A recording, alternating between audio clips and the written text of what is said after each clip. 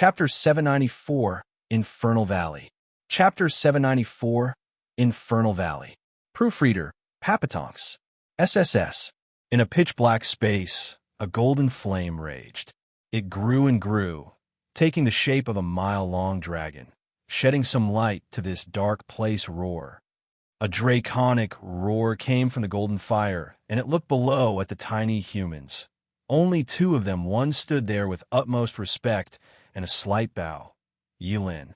The other was an icy corpse, covered in gaping wounds from head to toe. Looking at the corpse, the dragon rumbled. "Is he the one you spoke of?" "Yes, master. I have brought him." Yilin bowed, squinting. The fire dragon sized him up. "You sure were vicious.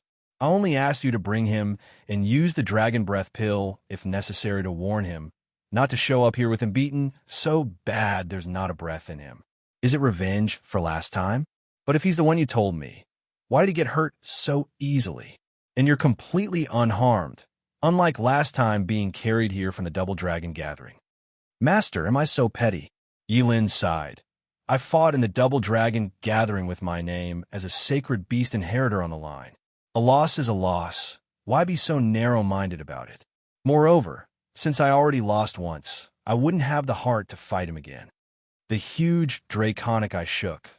Waiting for his explanation, Yilin bowed. "Master, when I rushed over, he was already surrounded by the universal righteous sects, hundreds of people. I have used the dragon breath pill master gave me to get rid of them, then brought this half-dead body here." "I see, he's been attacked." The fire dragon looked down and became astounded. "Just who on earth is his master? He has too many inheritances. Many of them belong to astounding figures, no less renowned than myself." Yilin nodded.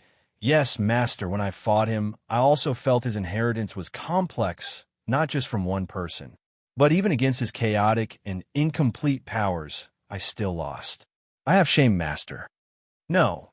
If you were to lose to anyone else, that's when you would have shamed me. But losing to him is justified." The fire dragon's face was solemn, startled. Yilin wondered, why is the always competitive master suddenly soft? He actually admitted his disciple is weaker than another? The fire dragon said, "Yilin, you must have heard me telling you about the 10 ancient sovereigns and us 5 great sacred beasts, with many other strong beings in the sacred domain." Smiley face. "The 10 ancient emperors are actually in a stage far above the one the demonic emperor was in, despite having the same title. Now I changed it to reflect that." Nodding, Yilin blinked, waiting for him to continue. "Now I'll share with you the source of his inheritance."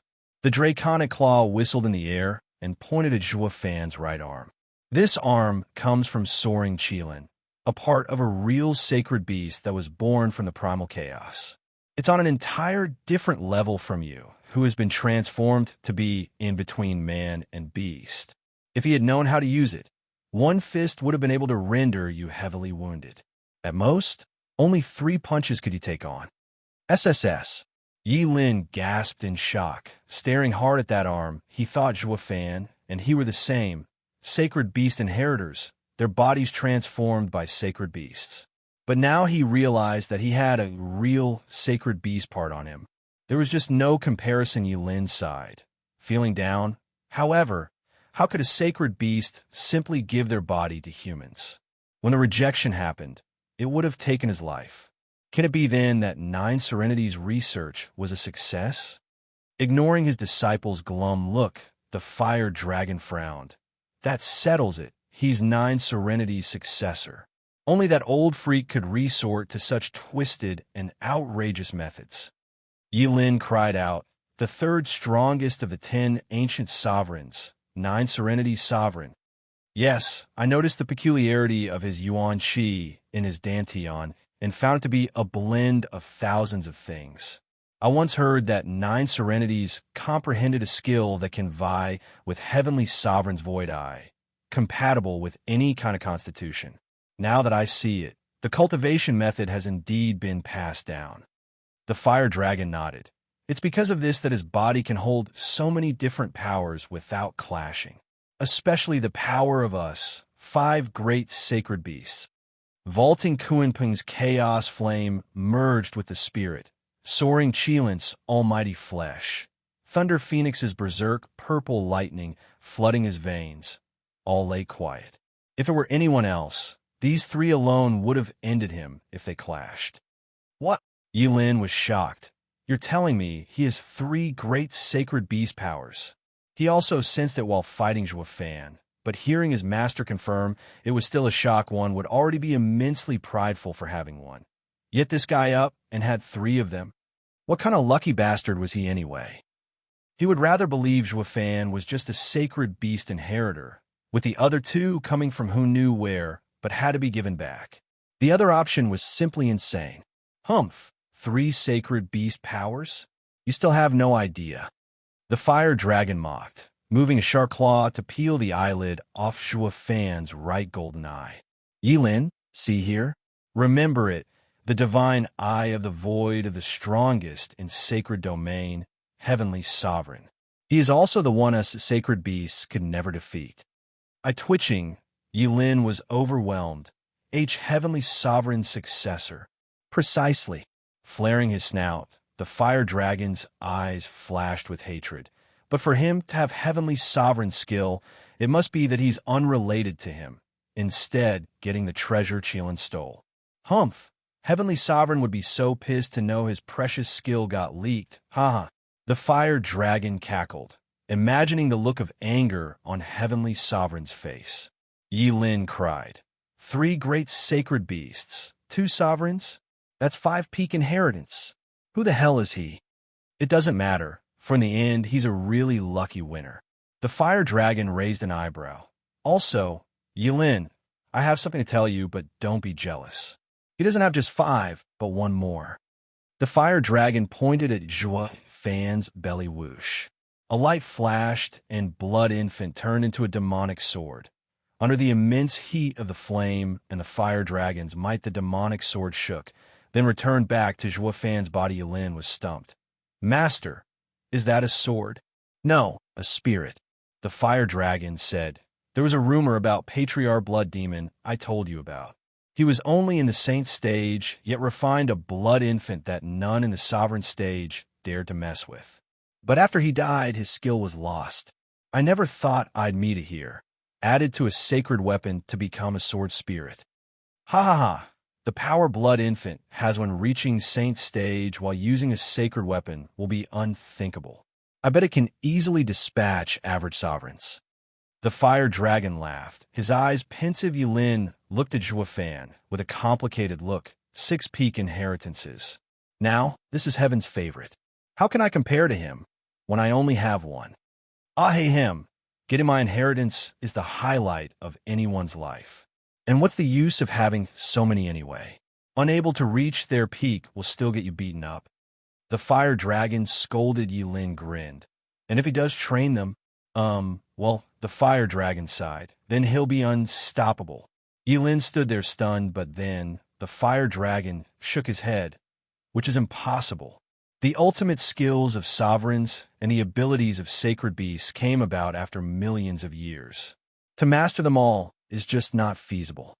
It's better if you stick with mine on the path of the fire dragon, rather than bite more than you can chew. And you don't have 9 Serenity's sovereign's inheritance either, and can't agree to having so many powers. You'll only die. Disappointed still, Yilin nodded in the end.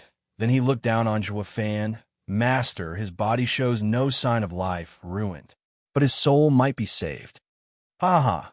His soul is under Chaos Flame's protection and should recover by himself. But wounded as he is, only if I trigger it. As for his body, it's not ruined just yet. He has the Blood Infant protecting it. It holds the source of life. As long as Blood Infant is around, his body will never die. His severely damaged body needs to be repaired, is all. The fire dragon hissed as he ripped a golden scale, placing it over Zhuo Fan's body. Then a scorching golden flame engulfed him, burning hotter and hotter. Chapter 795, Revival. Chapter 795, Revival. Proofreader, Papatonks. Golden flame refining, decimating dragon scale armor. Eyes squinting, Yilin watched the familiar spectacle for a long time. It was the same way he was saved back then. Master, you're using your reverse scale again and decimating Golden Flame to refine his body. Won't that mean he'll be just like me? Why jealous? Never once considering his disciple's opinion. The fire dragon nodded. Yilin's face twitched and sighed. That'll give him a 7th peak inheritance. The decimating Golden Flame that only I had now, he has it while I don't have what he has. It's hard to feel at ease, Master. Humph, rotten brat. What's there to be unsettled about? The fire dragon smirked. Can you even do what I told you to do alone? Haha, I know how improbable that is. Since such a perfect and rare specimen came, a kindred spirit as well, I'll be sure to use everything to save him, to strengthen him so he could finish my work. Yilin's brow twitched. Kindred. Yes, kindred. Fire Dragon's eyes flashed and revealed a nasty grin. Those huge eyes never left the ball of fire below. 9 serenities. In a hazy area, a lonely shadow floated around perplexed. Who is it? Where are you calling? His questions went unanswered, the voices coming and going, shouting 9 serenities' name on and on. The shadow questioned some more, but no answer was provided. He chose to ignore them, just floating there in this desolate place. Suddenly, an aged figure stood before him. With clothes as black as night, the old man faced away from him. The shadow had a peculiar look as he asked, "Who are you?" The old man was ever silent, ignoring him just as the voices did. It just floated forward, wait. Then the old man spoke. Forward is the great beyond. If you step any further, there'll be no going back. Frowning, the shadow asked, "What's this great beyond?" "A place where your spirit fades." The old man replied, looking around. He saw nothing but mist, with no paths around. But when he looked in front, there was pitch-black darkness. "Where should I go?" The old man paused, left speechless. He finally sighed. "Wait here." "Oh." The shadow nodded, standing there like a good child. In front there was pitch blackness, and behind, darkness. Around him there was nothingness swirling, with only he and the old man standing here. 9 serenities, we've waited your return. The drawn-out calls came once again. The old man shook. The shadow asked, "Are they calling for you?" "Yeah. Why don't you answer them?" "They can't hear me, nor would they dare to talk back." The old man's back shook a bit and sighed. "I have promised something I failed to do and can't return." The shadow looked around at the endless haze without any path in sight. "Yeah, there's no return without a path. Unless," the shadow pointed at the pitch blackness in front, "you go there. But once I do, I'll never come out, never coming back." The old man sighed. "I still want to return. I can't ever go forward." The shadow nodded after a pause, then floated forward. As he went, pitch blackness crept behind him. Cutting his retreat, the old man shouted, "What are you doing? Didn't I told you not to go?" "But this is the only way." Shaking, the shadow looked at the old man. Puzzled, the old man shivered. As if afraid, the shadow just kept going forward. "Hold on a minute." The old man cried, "Before you go, mind answering a question of mine?" "What question?" "Who are you?" Startled, the shadow frowned for a long time, then shook his head. "I don't know." "Who am I?" "Promise me this, before you can answer my question. You can't go forward." The old man spoke solemnly. The shadow scratched his head and nodded. But then he was perplexed again as he took another step forward unconsciously. "Who am I?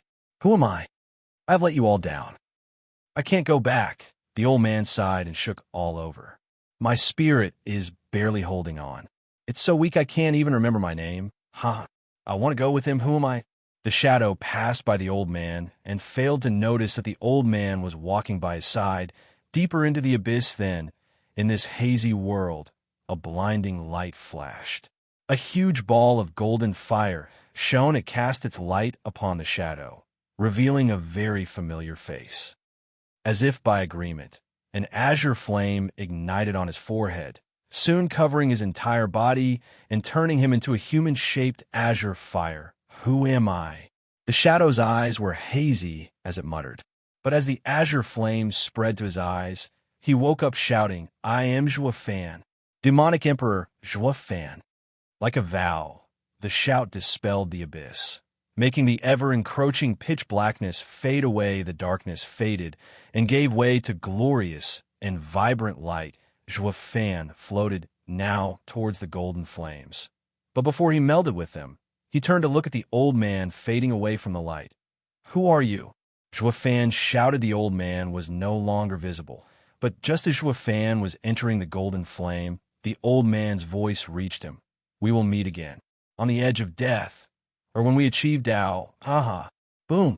With a huge explosion, fire motes flew all over, and Zhua Fan came out of it with golden shining his eyes, filled with flames. His body was covered in golden scales releasing blistering heat, capable of melting anything. "You're finally back, child." Zhua Fan was still out of all that was happening when he heard a rumbling voice. He turned his head with a start and saw a huge dragon head staring right at him with an eerie look. The golden flames burned so hot it warped the space around it. Zhua Fan cried out, "One of the 5 great sacred beasts, decimating dragon ancestor? Am I an infernal gorge?" Right you are. This is my domain, welcome." The dragon ancestor let out a wave of scorching air, forcing Zhua Fan back. Zhua Fan was perplexed. "What am I doing here?" Yilin read his mind. "I brought you. When you were fighting the universal righteous sect siege, you were at the end of your life, your soul and body about to go cold. Only my master could save you. That's why I brought you here." "Yilin." Zhua Fan's brow shook. Zhua Fan pondered, then shouted, "What about the girls? How are they?" Yilin raised an eyebrow. "Since when did you care about someone else? Just tell me, are they all right?" "They're fine.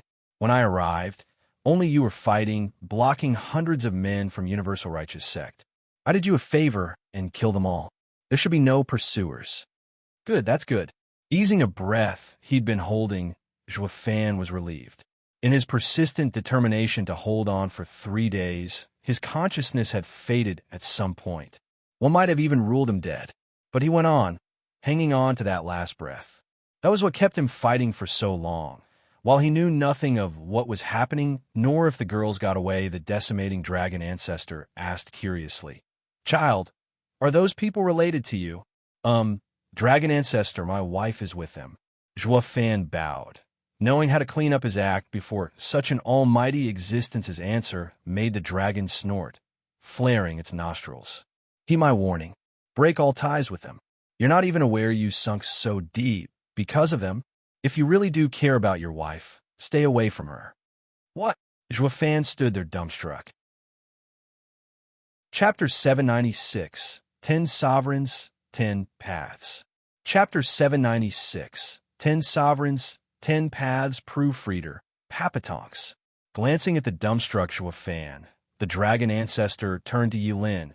"Leave us, there's something I want to speak to the kid." The dragon then clawed the air following the wave of heat. The space tore, revealing on the other side a magnificent landscape. Yilin looked at the dazed Zhua Fan, then bowed and left. The tear sealed behind him, and this area was once again a searing inferno. "Just what's going on? What do you mean by that?" Zhua Fan's brow shook, and he felt uneasy. The dragon ancestor had touched his greatest fear. The dragon shouted, "Before I answer, you must first be honest with me. Who are you? Why do you have so many great legacies despite being so young?" Zhua Fan did not reply. It was his greatest secret, and not something that could be shared. "Talk, or you'll one day be sorry. Don't say I didn't warn you." The dragon ancestor's roar gave a stern warning, sighing. Zhua Fan felt helpless. He had lost all grounds in this negotiation. Not that it mattered much. Vaulting Kunpeng had him explain himself, and now talking to this dragon ancestor wouldn't be much of a difference. He wanted to know why the dragon ancestor wanted him detached from others, especially Qingqing. So he began detailing his 2 lives, making sure to include his meeting with Kunpeng and his request to find the other sacred beast. The dragon ancestor was stunned. He sighed, "Kid, you're really something to have such strange circumstances. You must know that any one of those legacies is a dream come true for others. Yet you took them all for yourself. Ha ha ha. Congratulations, especially on 9 Serenity's dubious arts, allowing you to come back through grudges. Even I have to show my admiration for such skill." Zhua Fan chuckled and nodded, feeling the same way towards 9 Serenity's sovereign's research. However, The dragon ancestor changed his tone. His maw perked in a savage grin. Kid, despite the amazing luck on you, it fails you when you most need it. You've been had by Ol Kuanpung, and now you're stuck with us. Your life is destined to be spent in fear. Under constant despair, your life might end the next moment. Zhua Fan's heart trembled from shock. Where did that come from? The ancient period. With a long sigh, the dragon ancestor released a heat wave, and his fiery bulk shook. As he gazed at the sky, he struck a lonely figure. In the time of the primal chaos, when heaven and earth began to take shape, we were born, graced with 5 primal abilities. Everywhere we went, the beasts saw us as kings, and the humans unable to reach our level. But us, 5 great sacred beasts, only had interest in each other, to duel and settle once, and for all who had supreme dominion over this world. The fights were endless. The disregard for humans was so severe, we saw them as nothing but snacks. This is how we spent the next few millions of years, always fighting and never winning, unable to settle on a one ruler. Kuanpung, the old geezer, maybe his gentle chaos flame being able to harmonize yin and yang had something to do with it, was slick and cunning. This made him be seen as a friend by the other 4 sacred beasts from the constant mediating of our conflicts. But he was far from being fit to be the leader of us 5 great sacred beasts. None of us was any weaker than the other to begin with. Zhua Fan nodded. Sacred beasts were not much different from wild beasts. Unless beaten into submission, it would just not listen. Preaching and smooth-talking was pointless, but Dragon Ancestor continued. One day, beyond our knowledge, our carefree days ended. The humans we disregarded so much revealed to have 10 strong members.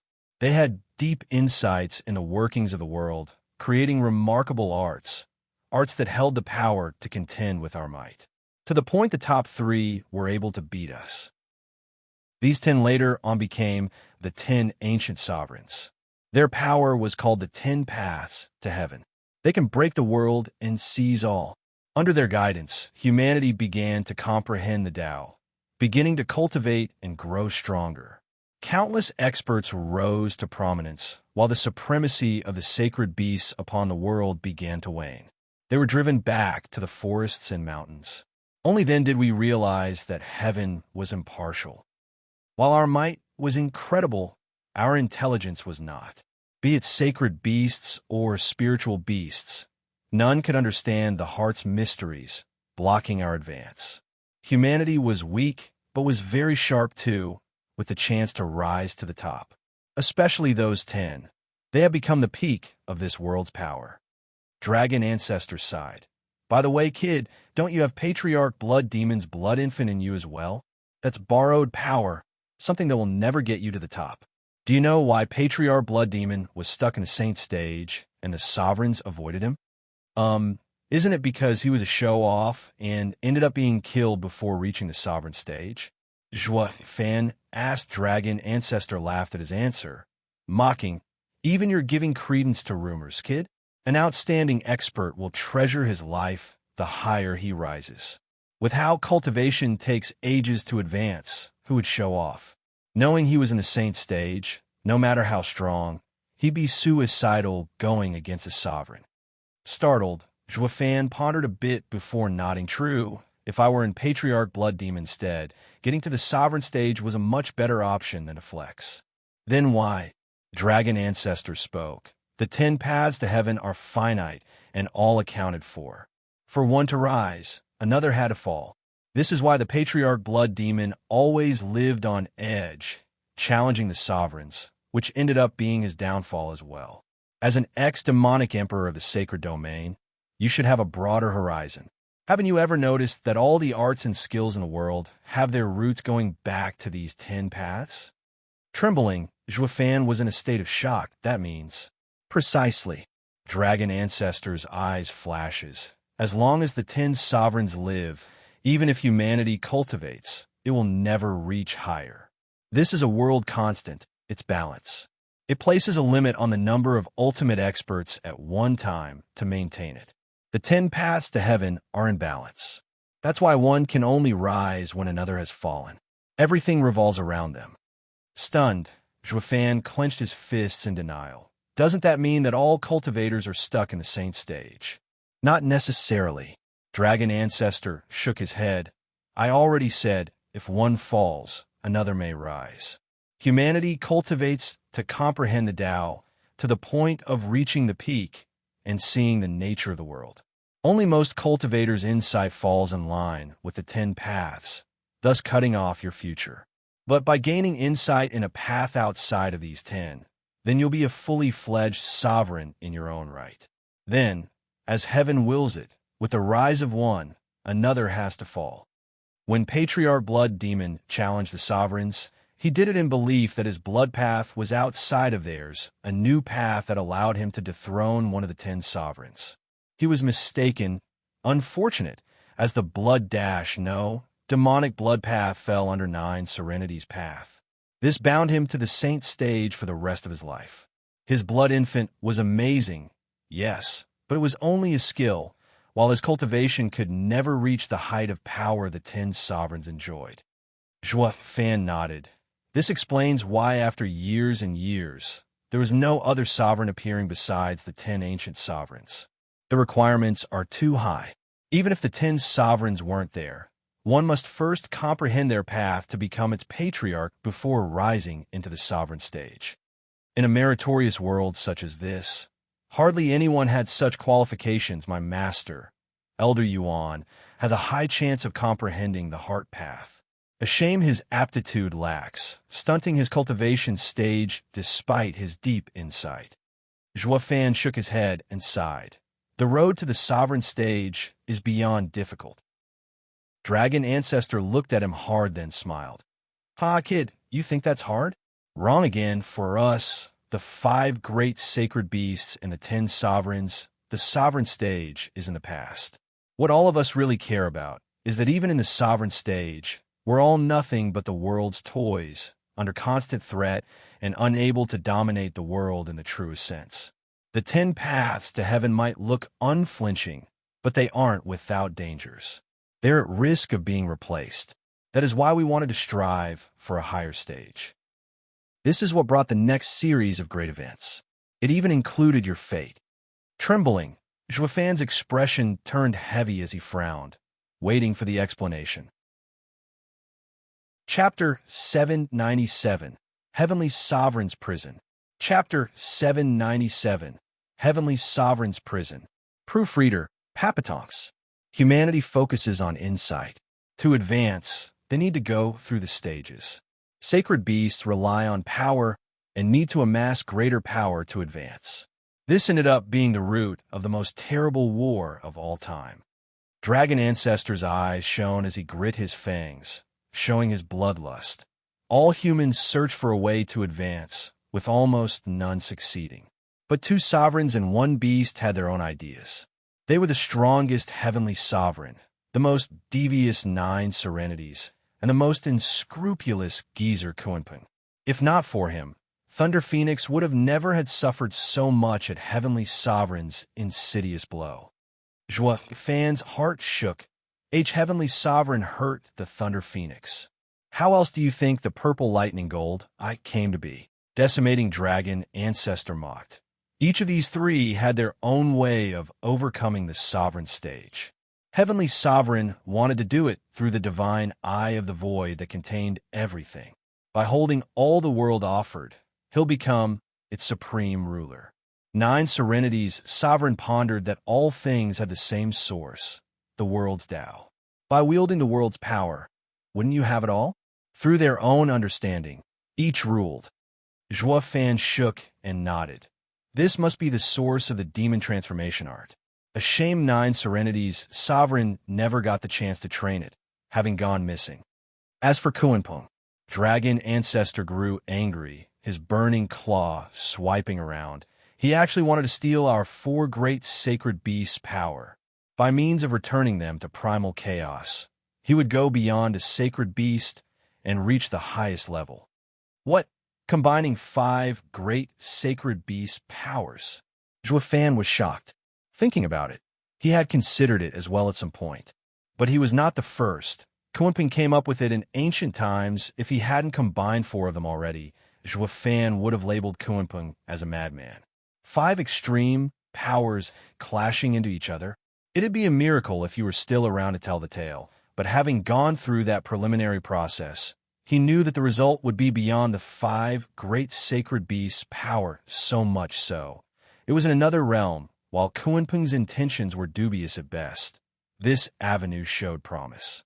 As for success, it all came down to how he handled these powers. Dragon Ancestor continued in a dark tone. Ever since the 10 sovereigns appeared, we could no longer overlook humanity. But humans are deceitful, unlike the frank spiritual beasts. To come in contact with the 10 sovereigns, we elected the most glib sacred beast among us, Kunpeng. We had no way of knowing the crafty Kunpeng, who only mediated our conflicts, had been corrupted by humanity's twisted minds. To test whether the 5 powers could be combined, he created the word-crushing array that 5 beasts could use. He came to us with it by lying it was to counter the 10 sovereigns. The day the array was employed, no matter how strong the 5 powers were, there was no sign of joining together. Disappointed, he figured the powers were still inside each of us, and that's why they could not fuse correctly. So he sought the help of Heavenly Sovereign. The first victim ended up to be Thunder Phoenix. That means young Sanzi is in terrible danger. Zhuo Fan panicked. He had severe doubts about Kunpeng from the start, but since he had done nothing untoward so far, he let down his guard. But hearing Kunpeng's goal from Dragon Ancestor, letting Gu Santong in his charge was like handing him on a silver platter. Dragon Ancestor shook his head.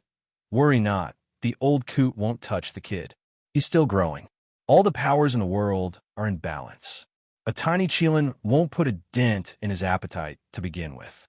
It's too soon for his plan. Besides, he has yet to find the right way to even achieve it. Nodding, Zhuo Fan eased a heavy breath. But even so, he was still worried about leaving young Sanzi with that geezer, especially since he painted a pretty picture when he asked you to come save us. It's obvious to everyone that with your immature divine eye of the void, there won't be any rescue. His meaning was to make peace, since we all have a common enemy. Heavenly Sovereign, Zhuo Fan's heart thumped. Dragon Ancestor's mood was heavy. Yes, when he went to ally with Heavenly Sovereign, it was the worst mistake of his life. Heavenly Sovereign's ambition was far greater. After stealing Thunder Phoenix's berserk purple lightning, he turned. Heavenly Sovereign is a proud man, considering everyone beneath him, even us, sacred beasts. But he feared our powers, especially Thunder Phoenix's, known to be a destructive force of raw power, the most terrible of the 5. If he took the purple lightning for himself, then nothing in the world could escape his divine eye of the void. He worked with Kunpeng, but only to test his limits. Once he assessed them, he went to work on his true plan, which included all living things. What is it?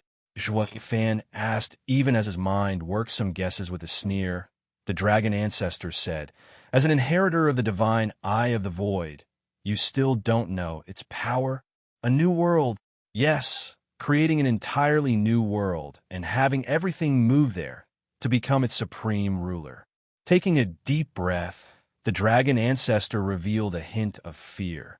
This is without a doubt a catastrophe to this world. With everything contained in his eye, we'll be nothing but cattle. Or worse, he plans on using the power of the entire world to advance beyond the sovereign stage and attain true dominion. Sacred beasts being against this was obvious, but even the other sovereigns would defy it. This marked the start of a great war among the 10 ancient sovereigns. It ravaged the lands for millennia, taking a heavy toll on its inhabitants. No matter how strong Heavenly Sovereign was, not even he was assured of victory. To make sure his ultimate skill did not go out, he used an imparting stone, hiding it behind a realm. Finding out about this, we planned on stealing it and figuring out its weaknesses, but soon, Heavenly Sovereign noticed our plan. Enraged, he hunted us 4 sacred beasts down. With the power of his eye, he created the mortal domain to trap us. In essence, the mortal domain is Heavenly Sovereign's prison, and we the inmates. We were being assaulted by berserk purple lightning every day. wanted to take back his art. He had no idea Cheelin had taken it. Ha ha ha. Dragon Ancestor laughed, but his joy was with tears. For the great sacred beast to be trapped by a single man, this was no longer shame, but humiliation, and he was heavenly sovereign, the strongest sovereign for a reason. Zhua Fan was dumbstruck. Every sacred domain denizen believed the lowest rung, the mortal domain, was made naturally. Now he found out the truth that heavenly sovereign had created it to trap the sacred beasts. Just what power is that? Isn't this like being the ruler of a world? Is this the power of a sovereign? Dragon Ancestor broke him out of his dazed look with a smile. Heavenly sovereign is the very peak of this world. Zhua Fan sighed. Afterward, we roamed the mortal domain, suffering every day, oblivious of how the 10 sovereigns' war was going. Then the 10 sovereigns vanished practically overnight. The rumors say they fell, dead fighting each other. Zhua Fan sighed. Dragon Ancestor cracked up. Ha, they fell? Don't make me laugh. Granted, others might fall, but heavenly sovereign? What about this prison? Isn't it still standing? The mortal domain will stand as long as heavenly sovereign lives. Craning his head up, Zhua Fan asked in disbelief. Dragon Ancestor shook his head. I'm unsure either. The mortal domain was something he made with his eye. I don't know if it would vanish once he's dead, but I can still feel his piercing gaze on this world, to see if we have yet to still be under the purple lightning's onslaught. Heavenly Sovereign still watches this place. Maybe not watch, since everything here is in the palm of his hand. Dragon Ancestor gritted his fangs. Just like in a new world he wants to make in his own image, the people here are at his whim. As if the world laws or the 10 paths to heaven, the amount of experts are limited. He appears to be the overlord of this world, pressing down on the strong cultivators.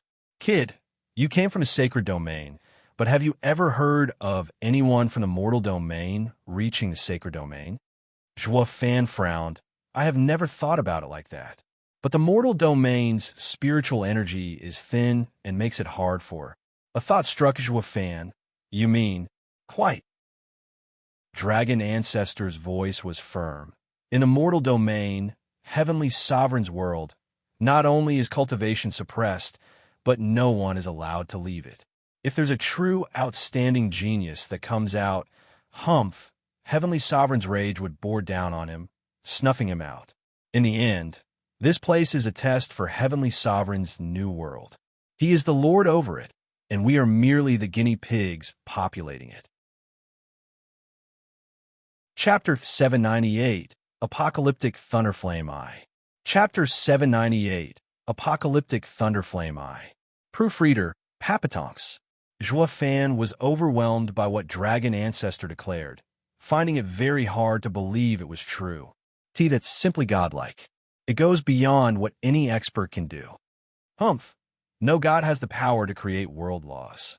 Dragon Ancestor sighed.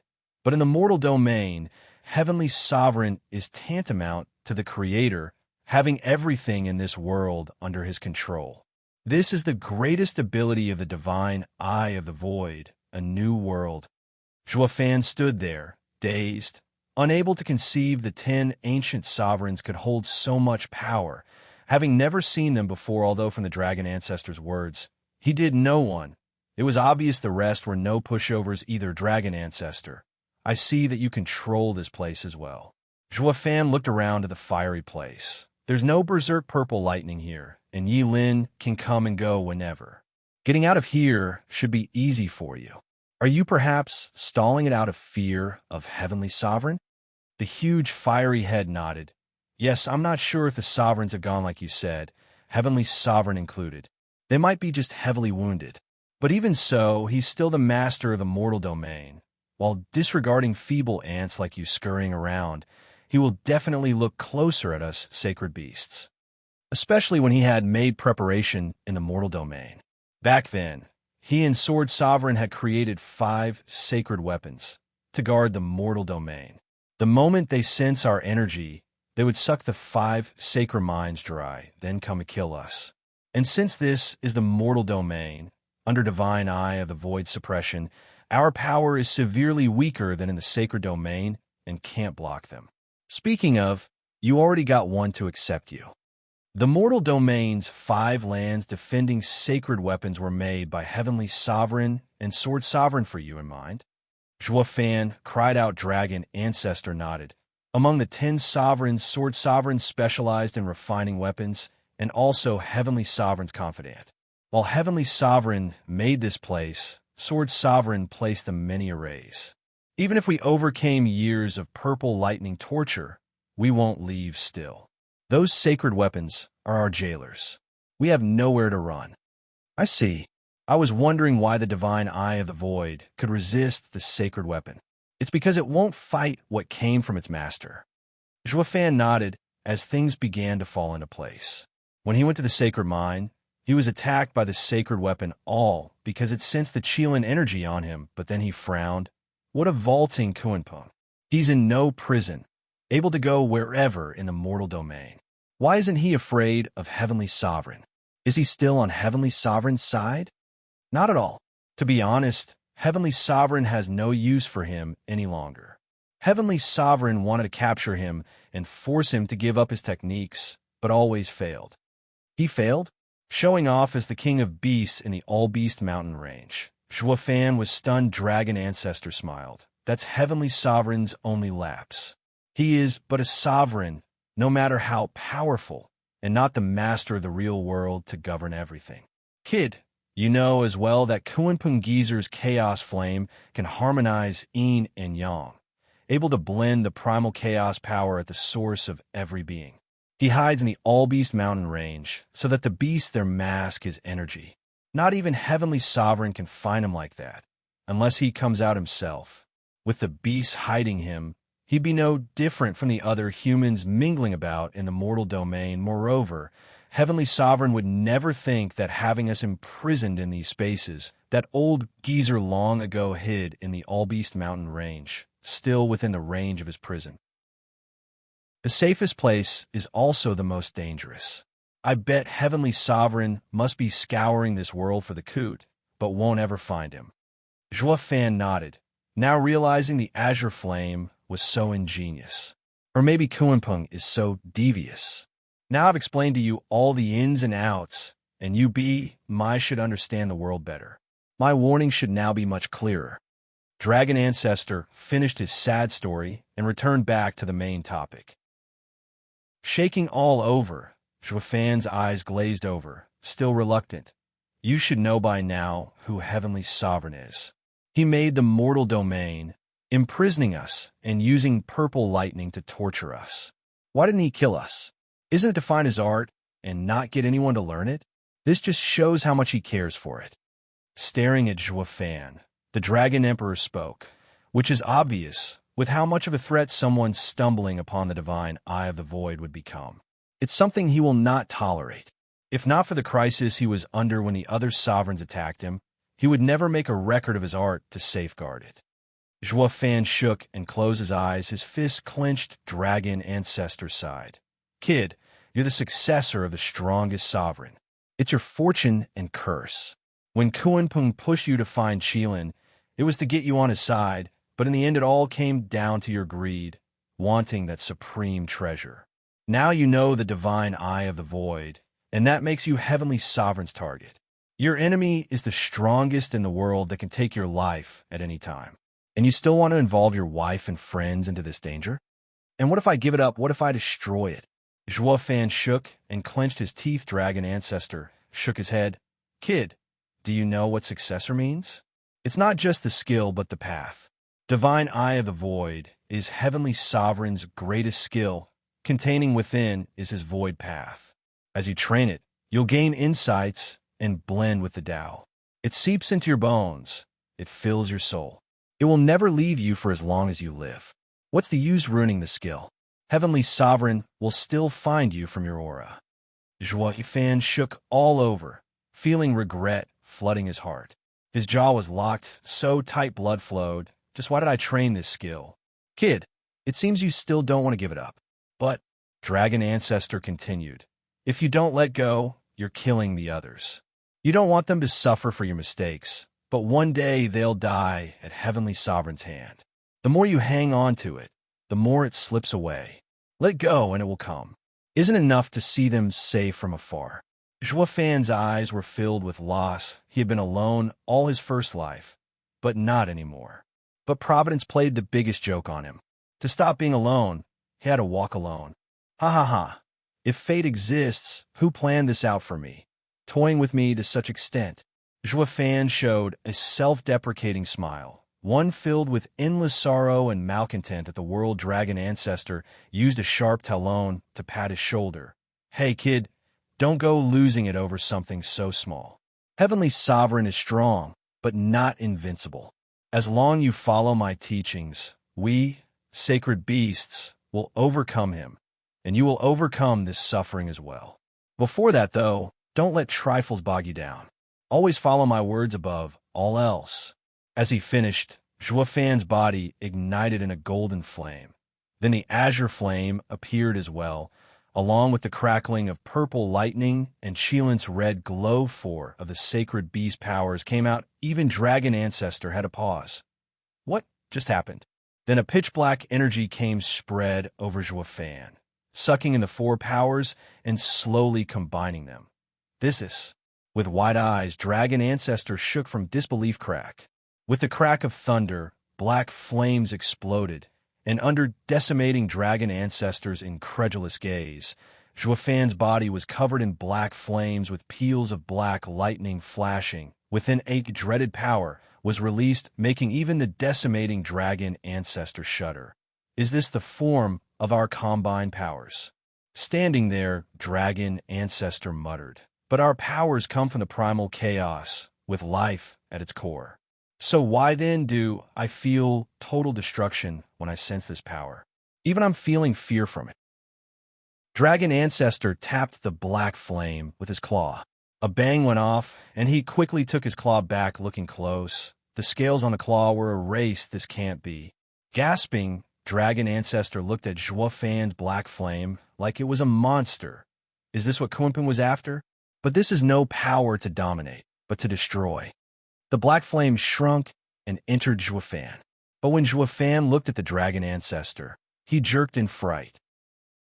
Zhuofan's eyes were stone cold, containing endless destruction, especially his left eye, holding the same black flame and black flickers. Dragon Ancestor, what I give up today, I will take it back one day. I'll use this, different from Heavenly Sovereign's apocalyptic thunderflame eye. Zhuofan's what was firm, decimating Dragon Ancestor was dumbstruck, only bobbing his huge head, having felt fear like no other. The destruction aura combing off that black thunderflame made him feel pure terror. Chapter 799, Dragon Breath Pill. Chapter 799, Dragon Breath Pill. Proofreader, Papatonks. In the searing space filled with golden flames, there was one spot untouched. Or better yet, the golden flames always went around it. From fear, Zhuofan stood in the middle, staring hard at decimating Dragon Ancestor's bulk with sharp eyes. His left eye was pitch black, with flashes of black flames and flickering black lightning, while his right eye now sported 6 golden halos. Divine Eye of the Void was in the 6th stage. Decimating Dragon Ancestor looked at this freak and trembled. He felt like he struck a familiar figure, like Heavenly Sovereign, yet he feared this little kid even more, especially that left eye. Despite only being in this form, the apocalyptic thunderflame, I was made of 4 sacred beast powers. Its level was above the 5 sacred beasts, bearing down on them logically. The black I was on a weak user, and that shouldn't work on him. But instinct told him to fear it. He felt slight regret from imparting the decimating golden flame to Zhuofan and leading to the creation of something so abominable. Kunpeng had been thinking of every way possible on how to get his hands on ultimate power, only for a pup to stumble into it. I wonder what face he'll make when he finds out. Dragon Ancestor relaxed at this point. Huh. The sound came from Zhuofan's left eye, and he clenched his teeth.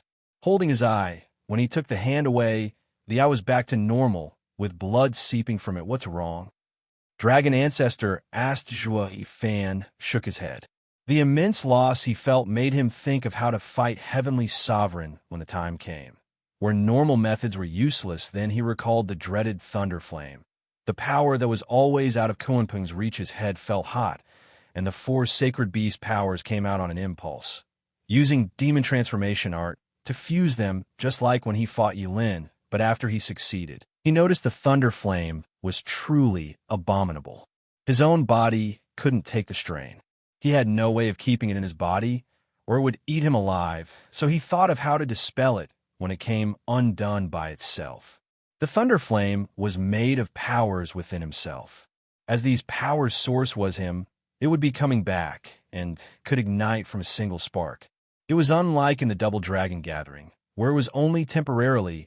Aren't I playing with fire here? Luck had it. He was suddenly thinking of Divine Eye of the Void's art. It emphasized space and emptiness, able to contain everything and nothing. Then he entered Divine Eye of the Void's sixth stage, Void Domain. Just like that in the Void, a space was created similar to Heavenly Sovereign's new world he wanted to create. He then thought of the apocalyptic thunder flame eye and understood.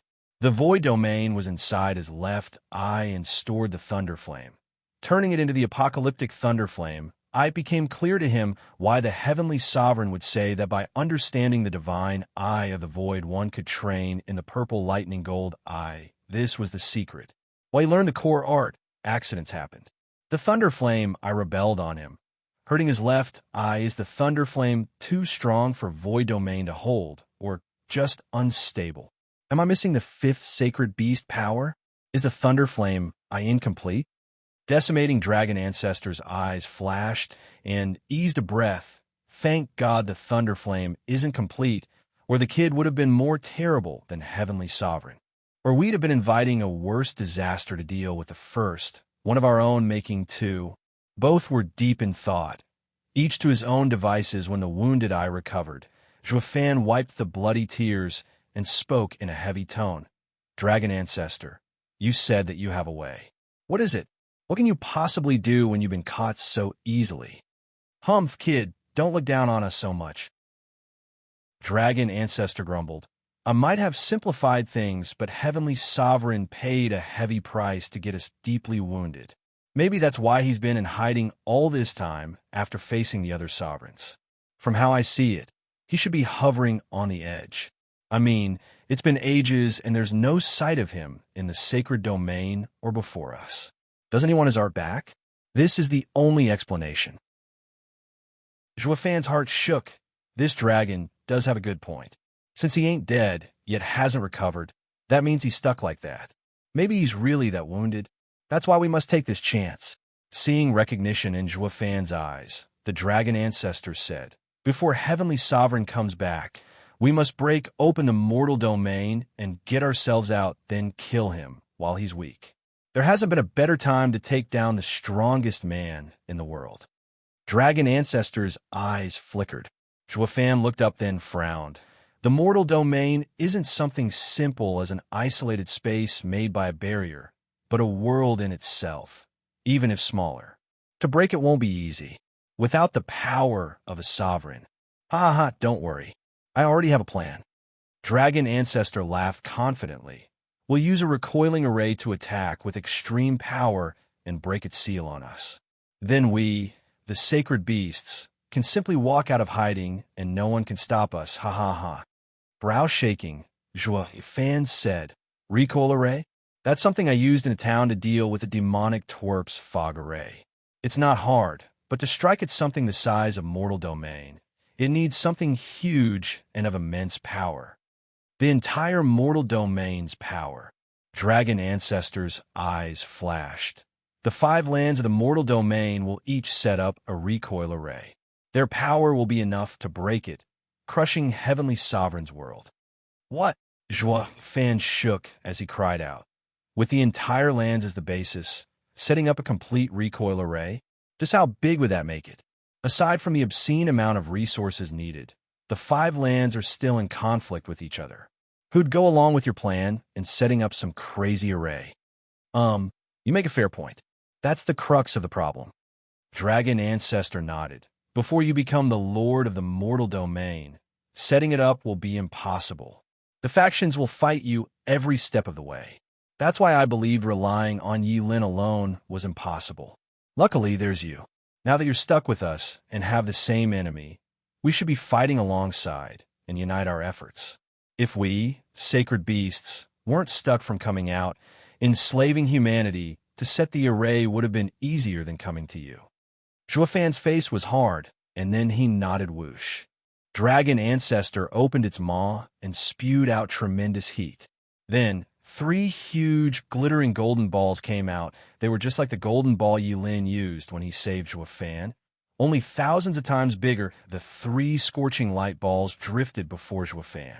Sensing the decimating flames inside, he had to falter a few steps in fear. Dragon Ancestor looked tired after that effort. Kid, you'll have to help us out as we can't do anything to offer direct support. Just take these 3 dragon breath pills and use them to save your life. Zhuofan felt the huge light ball's immense power and gulped with a snicker. Dragon Ancestor held his head high. These dragon breath pills hold the power of one fully powered dragon breath of mine. Not even a sovereign or other sacred beast will take it head on. As for the Shang clan in the sacred domain, one of them is enough to wipe them out. But giving you these 3 made me tired and need rest. Since I'm in a prison, there's no one who'd come to take advantage of my weakness. Ha ha ha. Despite being trapped, I'm quite safe. Dragon Ancestor. Startled Zhuofan looked conflicted, but then he cupped his hands. Thank you, Dragon Ancestor, for giving me these 3 precious dragon breath pills. But there shouldn't be anyone near that strength. Dragon Ancestor cut him off with a heavy tone. Kid, you're my hope of getting out of here. I'll be sure to grasp it fully.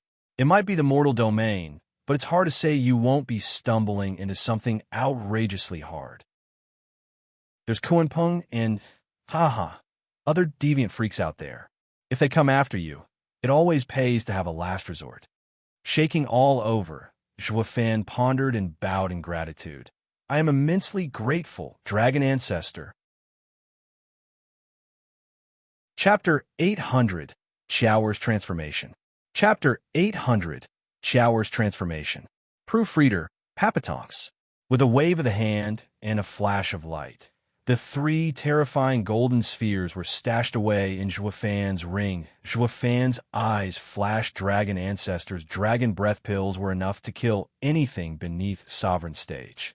It'd be a shame to use it on some nobodies. Zhuofan hesitated. He now had a truly insane last resort, but he found no use for it in the mortal domain. When I get ambushed by an army, I'd much rather fight it out than waste it. Zhuofan shook his head. He'd been throwing his money around for the past years like a magnate. Yet now that he had these 3 killer dragon breath pills, he found himself back to the olden days as a miser. They're just too damn valuable to waste. Staring at Zhuofan's happy and worried look, Dragon Ancestor couldn't understand it. The dragon had always been indulging in showing off its power and wealth. So how could he understand Zhuofan's predicament? I know this will be hard for you, but this is the extent of help I can offer. Dragon Ancestor clearly misunderstood. Blaming himself, Zhuofan rolled his eyes, driving the misunderstanding home with a sigh and a shameless nod. Because it's hard, the success is that much worth it. Because winning is everything, you'll do all you can. So Zhuofan was back to thinking about how to fleece this mighty Dragon Ancestor for all he was worth. But then, as an array grandmaster, he found a problem. Dragon Ancestor, you want to set up a recoil array. But where does its power come from? The spiritual energy in mortal domain is thin and suppressed as well. Even if the array is set, it won't have much effect, unless we use the 5 sacred minds. Dragon Ancestor, I urge you to lend me 100 dragon breath pills, and I'll snatch the sacred minds. Having found a perfectly logical excuse, Zhuofan roared with hope. Dragon Ancestor was about to spew blood. 100? What do you take me for, a dispenser? Glaring at him, the Dragon Ancestor shook his head. No use.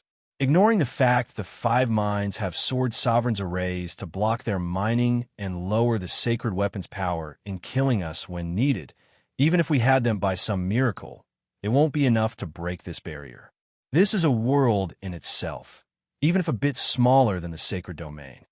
What then? There's not enough juice to power it. Zhua Fan frowned, and Side Dragon Ancestor said, I've already figured it out. It's also the second problem of this plan. Setting up a drawing array in the Whirlwind Tunnel. Whirlwind Tunnel. Zhua Fan was startled. What's that? Dragon Ancestor explained. This is the perfect example why, despite how great Heavenly Sovereign's eye is, it's still in the sovereign stage. This mortal domain he created is like a small world, but it has its weakness tied to the sacred domain, the Whirlwind Tunnel. Think about it. With the sacred domain's incredible spiritual energy, it should seep into the mortal domain through this tunnel, but it's being suppressed by the mortal domain's barrier. It ends up gathered in one place, leading to the formation of a strange pocket over time. Just how the spot where this prison of mine is placed in a similar wind tunnel, the ultimate clarity sect's secret realm. Here, the spiritual energy is thick and leads directly to sacred domain. That's why their disciples' enlightenment comes fast and can form the particular Taiji domain soul. That means we can reach the sacred domain through this tunnel. Zhua Fan, cried out Dragon Ancestor, shook his head. If only it were that easy. It is but a cave that barely lets any spiritual energy pass through. Nothing else can cross it. We can only use its spiritual energy to break out of this place. By using a drawing array, it will draw out a lot of energy from sacred domain. With this power, we'll break the barrier, but this solution comes with a problem. Because this wind tunnel has created many strange pockets, like this one. While some are good for cultivation, others are deadly. Though there's one common ground to all of them. Whether they're a Hell's Cape or Paradise, all are under a strong faction's ownership. So to set a drawing array in them, you not only have to brave their dangers, but also go through any who oppose you. Zhua Fan nodded. Since the power supply is settled, the recoil array is feasible. Although, and how am I supposed to find the Whirlwind Tunnel with a mortal domain as big as it is? You can't expect me to run around day and night, right? Zhua Fan frowned. Dragon Ancestor smiled, his eyes flashing with pride. Easy, when the infernal gorge I am in was drifting across the 5 lands of the mortal domain. Despite the constant strikes from berserk purple lightning, I was still able to sense the rough location of where the Whirlwind Tunnel is. Dragon Ancestor raised his huge claw, touching one sharp talon on Zhua Fan's forehead hum. A visible ripple shot, and Zhua Fan could feel warmth on that spot. A crude sketch appeared in his mind, with 8 dubious markings on it. Dragon Ancestor, the sketch ain't much to go by. Who knows where these tunnels even are? Zhua Fan's face twitched. Aside from 8 spots, the surrounding landscape could hardly be distinguished, whether they were mountains, forests, or plains. Dragon Ancestor reddened and snorted. I've been stuck all this time in the infernal gorge while under constant attack, unable to see the outside world. The fact I got their positions is already a blessing, yet you still nag? Anyway, once you go there, you'll definitely find some secret pocket realm, the place where the Whirlwind Tunnel resides. Zhua Fan nodded and sighed. Hey kid, you're 9 Serenity successor. Don't tell me now I also have to teach you a drawing array. No, I know how to set it up. Zhua Fan sighed longer. Let me out. I'll get right on it and get you back to sacred domain. That includes you as well. Dragon Ancestor smiled. Don't ever forget, we're on the same boat. Zhua Fan nodded. Dragon Ancestor grinned and swiped his claw, making a tunnel in space for Zhua Fan to pass. Wait, what is it now? Frowning, the Dragon Ancestor asked. For case of minor matters, I'll have Yi Lin assist you. Zhua Fan shook his head and waved. Qiaoer came out with a flash in this infernal place. Only this time, Qiaoer was still unconscious and fading. Dragon Ancestor started. This, my daughter. Zhua Fan spoke firmly. She has remained in this critical state ever since she took on Yi Lin's heavy blow. No matter what I tried, nothing could help her. I hope Dragon Ancestor has better chances. Sizing Qiaoer up, the Dragon Ancestor cried out. This spiritual bee source of power is the berserk purple lightning. Is it the same as Thunder Phoenix's? And that old Koot Kuenping opened her mind? Yes, Qiaoer was born from purple lightning. Ah, I see. Heaven truly helps us, sacred beasts. There's now 30% higher chances we can fight Heavenly Sovereign. Zhuofan did not finish as the dragon burst out laughing. Kid, I don't know how you made this miracle happen. Any common sense has within them powers of life and destruction. When hurt, the life energy would recover. But she is different. She hasn't recovered because she lacks such energy. She's imbalanced. Pills will do for minor scratches, but the decimating golden flame's damage is no small matter. With her heavy injury and having no life energy in her, any kind of pill won't work. Zhuofan pondered. Yes, I had used her to absorb purple lightning through her. Demon transformation art is no healing art. At that time, the power she absorbed, whether the demon transformation art's demonic energy or berserk purple lightning's brutal force, all are elements of destruction, with no life in them. How else would such a pure seed of purple lightning germinate in her? How else would she become the next generation of Thunder Phoenix? Thunder Phoenix? Zhuofan was shocked. Dragon Ancestor, what are you saying? That the 5 great sacred beasts will once again gather. At that time, Heavenly Sovereign will have no chance of getting away, huh? Dragon Ancestor spewed golden flame on Xiao. I shall help you open your mind once more, so you'll transform into a true sacred beast. Chapter 801. Journeying Once More. Chapter 801. Journeying Once More. Proofreader, Papatonks. SSS. The scorching golden flames singed Xiao's frail body, leaving the impression it snuffed out the final trace of life. She had left. Zhuofan looked on with worry. Dragon Ancestor consoled him. Fire is a source of life. Be it my fierce flame, decimating golden flame, or Kunpeng's gentle flame, chaos flame.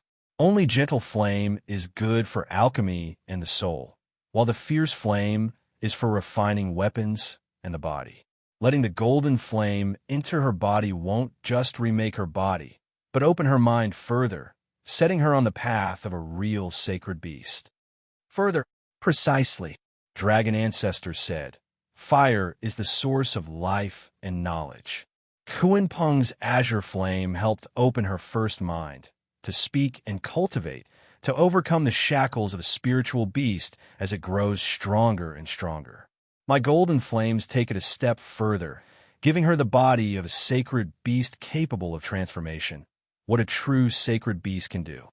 Zhuofan shook. Does that mean all spiritual beasts can become sacred beasts? Hardly, or the world would be in chaos. Ha ha ha. You best remember that the number of experts are limited. Dragon Ancestor looked at Xiao. Your daughter is special because she is like us at core, born from the strongest power of this world, with berserk purple lightning taking hold within her. That's why our 2 flames that resonate with her body will help her develop her mind and spirituality. If it were a common spiritual beast, it could only take 1 flame. By using both of them, though, it would lead to them clashing inside and exploding.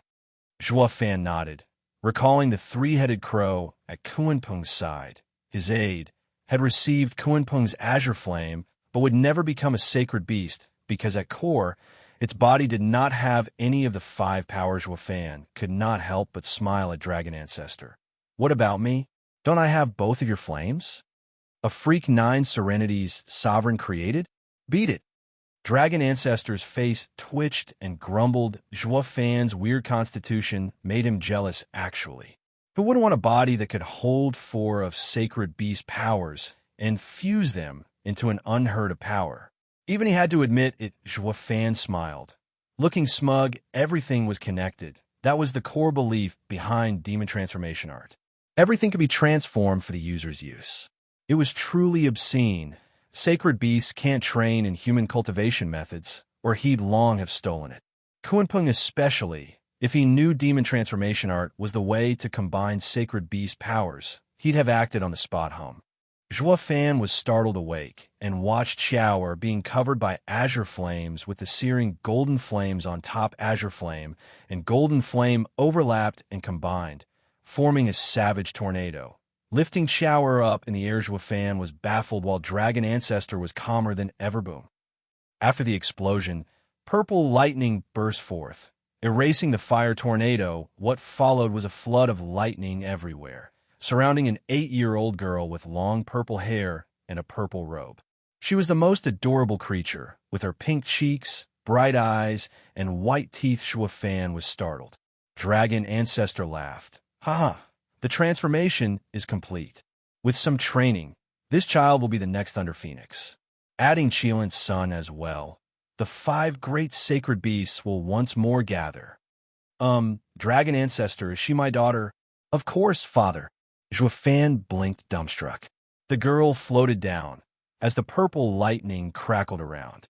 She bore a bright smile as she skipped over to Fan and jumped in his arms. Of course I'm your daughter. Can't you recognize me? Of course not. Fan's eyelid twitched, hugging the little girl. Seeing the familiar expression in her eyes, he was feeling overwhelmed. If I could choose, a Thunder Skylark would be better. Xiao asked why. Now that I took human form, I'm really your daughter. Haha, you won't understand. Fan turned solemn. With the way you are now, that means you've become a sacred beast, taking on Thunder Phoenix's mantle.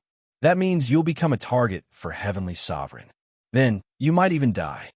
Blinking her big eyes, Xiao was confused. Who's that? Father, if you didn't want for me to transform, why let me?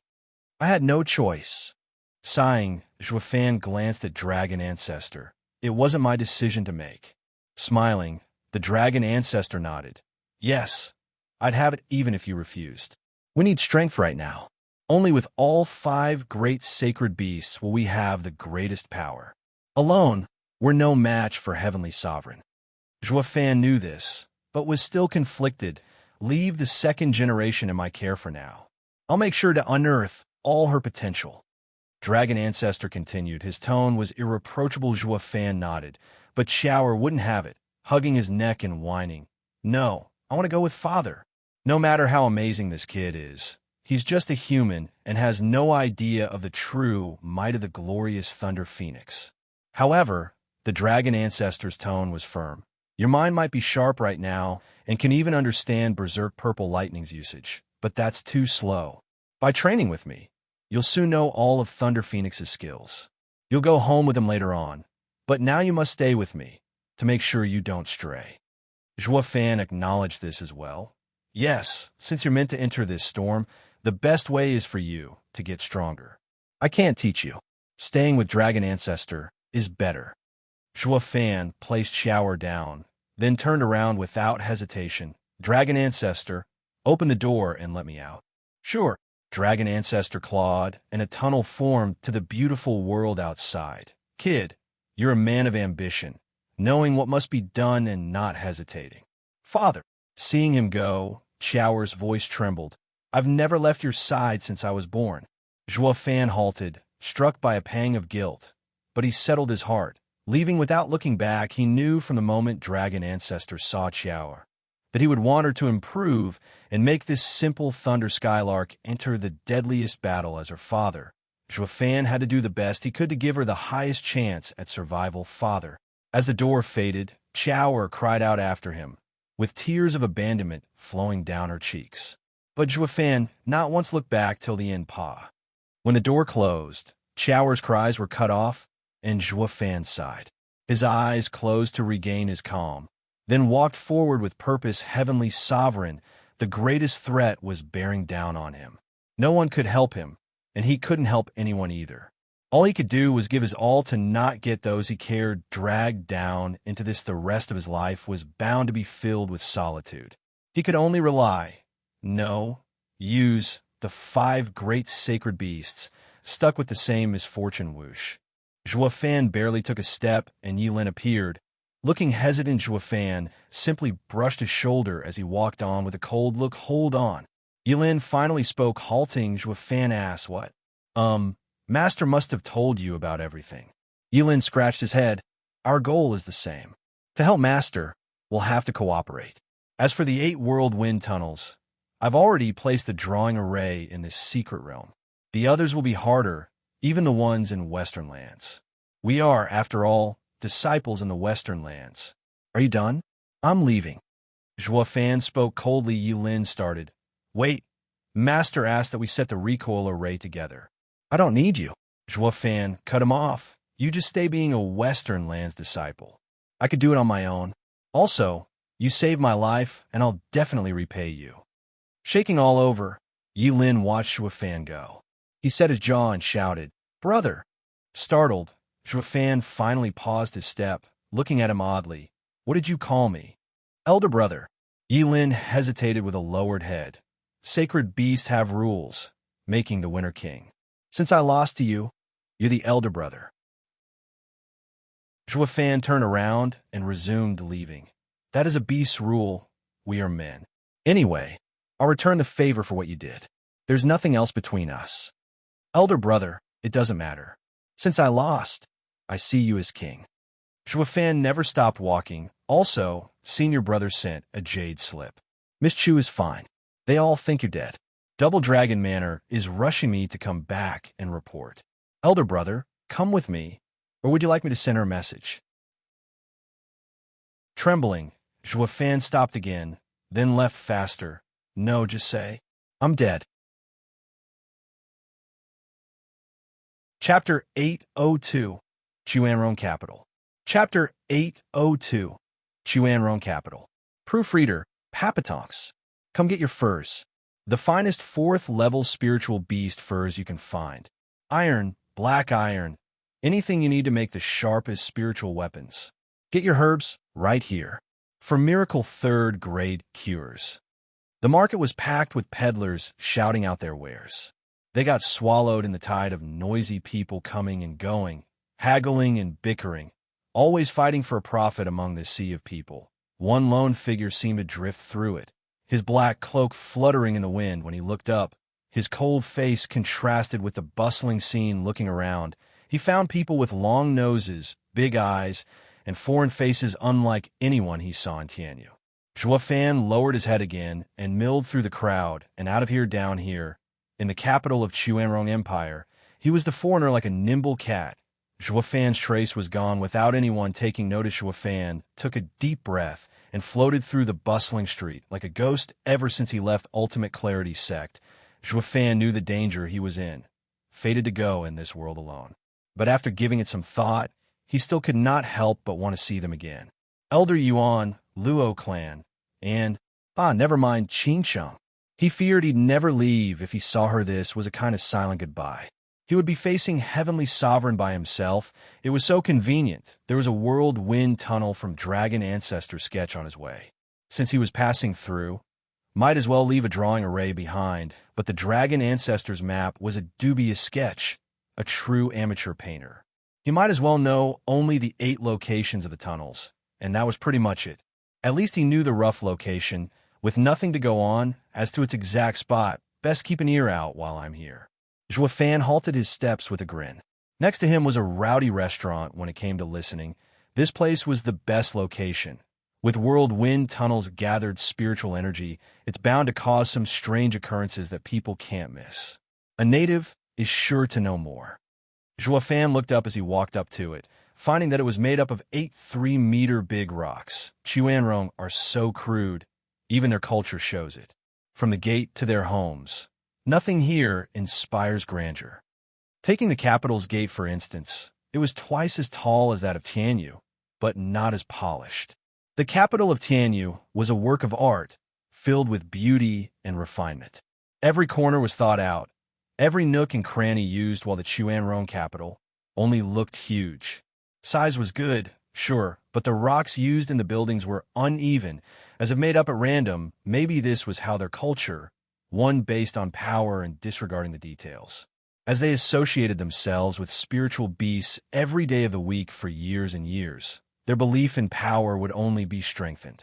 There was a low chance for any sage like the 3 in Tianyu to appear, but this is also why the Chuanrong stand united while Tianyu is filled of bickering fools weakening the empire.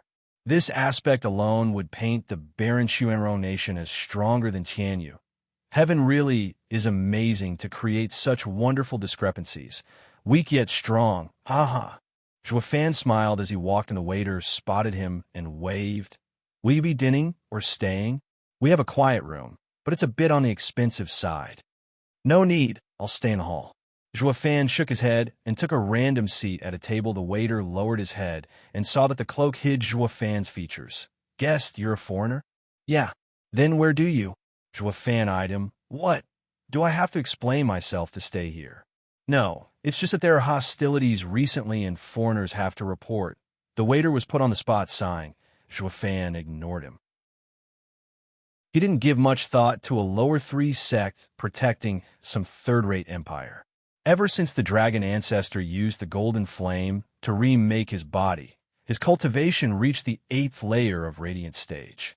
As for his power, it grew exponentially, not limited to the draconic form Yulin had, tough and filled with decimating golden flame, but also wielding the apocalyptic thunderflame eye. That was why he had no qualms coming here, just that he would much prefer it if he kept his nose down. I come from Tianyu, any problem? You're from Tianyu. The waiter shouted in shock and looked at him in hatred that got everyone to turn their heads over with some unfriendly looks. Why? You don't like Tianyu? Fan eyed the people around, gnashing his teeth. The waiter was spat. That's the least of it. We're mortal enemies. 8 years ago, Tianyu stole our richest lands, forcing us to leave our homes and live in poverty. Many of our soldiers died in the war with Tianyu. So you tell me if I could forget such hatred? War is all about death. Either you die or I die. This is normal. Moreover, it was you who invaded us first. The war was also within Tianyu. You're the attackers, although you failed in the end. Scratching his nose, Fan spoke. You struck first yet failed. Now you blame us for fighting back. The waiter glared in hatred and cursed. Humph! What do you know? This is all Tianyu's twisted plan. They say we should help them settle their unrest, only to label us as invaders later and steal our land on top of it. All of you from Tianyu are nothing but snakes and greedy wastrels. The others nodded, looking at Fan with red eyes. Oh, that does make sense. Fan nodded. True, it was Tianyu's emperor at the time that invited you to help. I didn't think such a secret would reach the ears of a waiter. This must be the Chuanrong Emperor's campaign to keep his seat. But that's the truth, and I have nothing to deny it. But this was settled by the leadership, with the common people of Tianyu wholly disagreeing. Now that Emperor lost, so, of course, he can't honor his promise to you. On the contrary, the enemy you two joined to fight ended up taking the power and came to settle scores with you. Since they had no deal with you, their enemies, of course they used you. The waiter's face twitched, then flicked his hand and barked.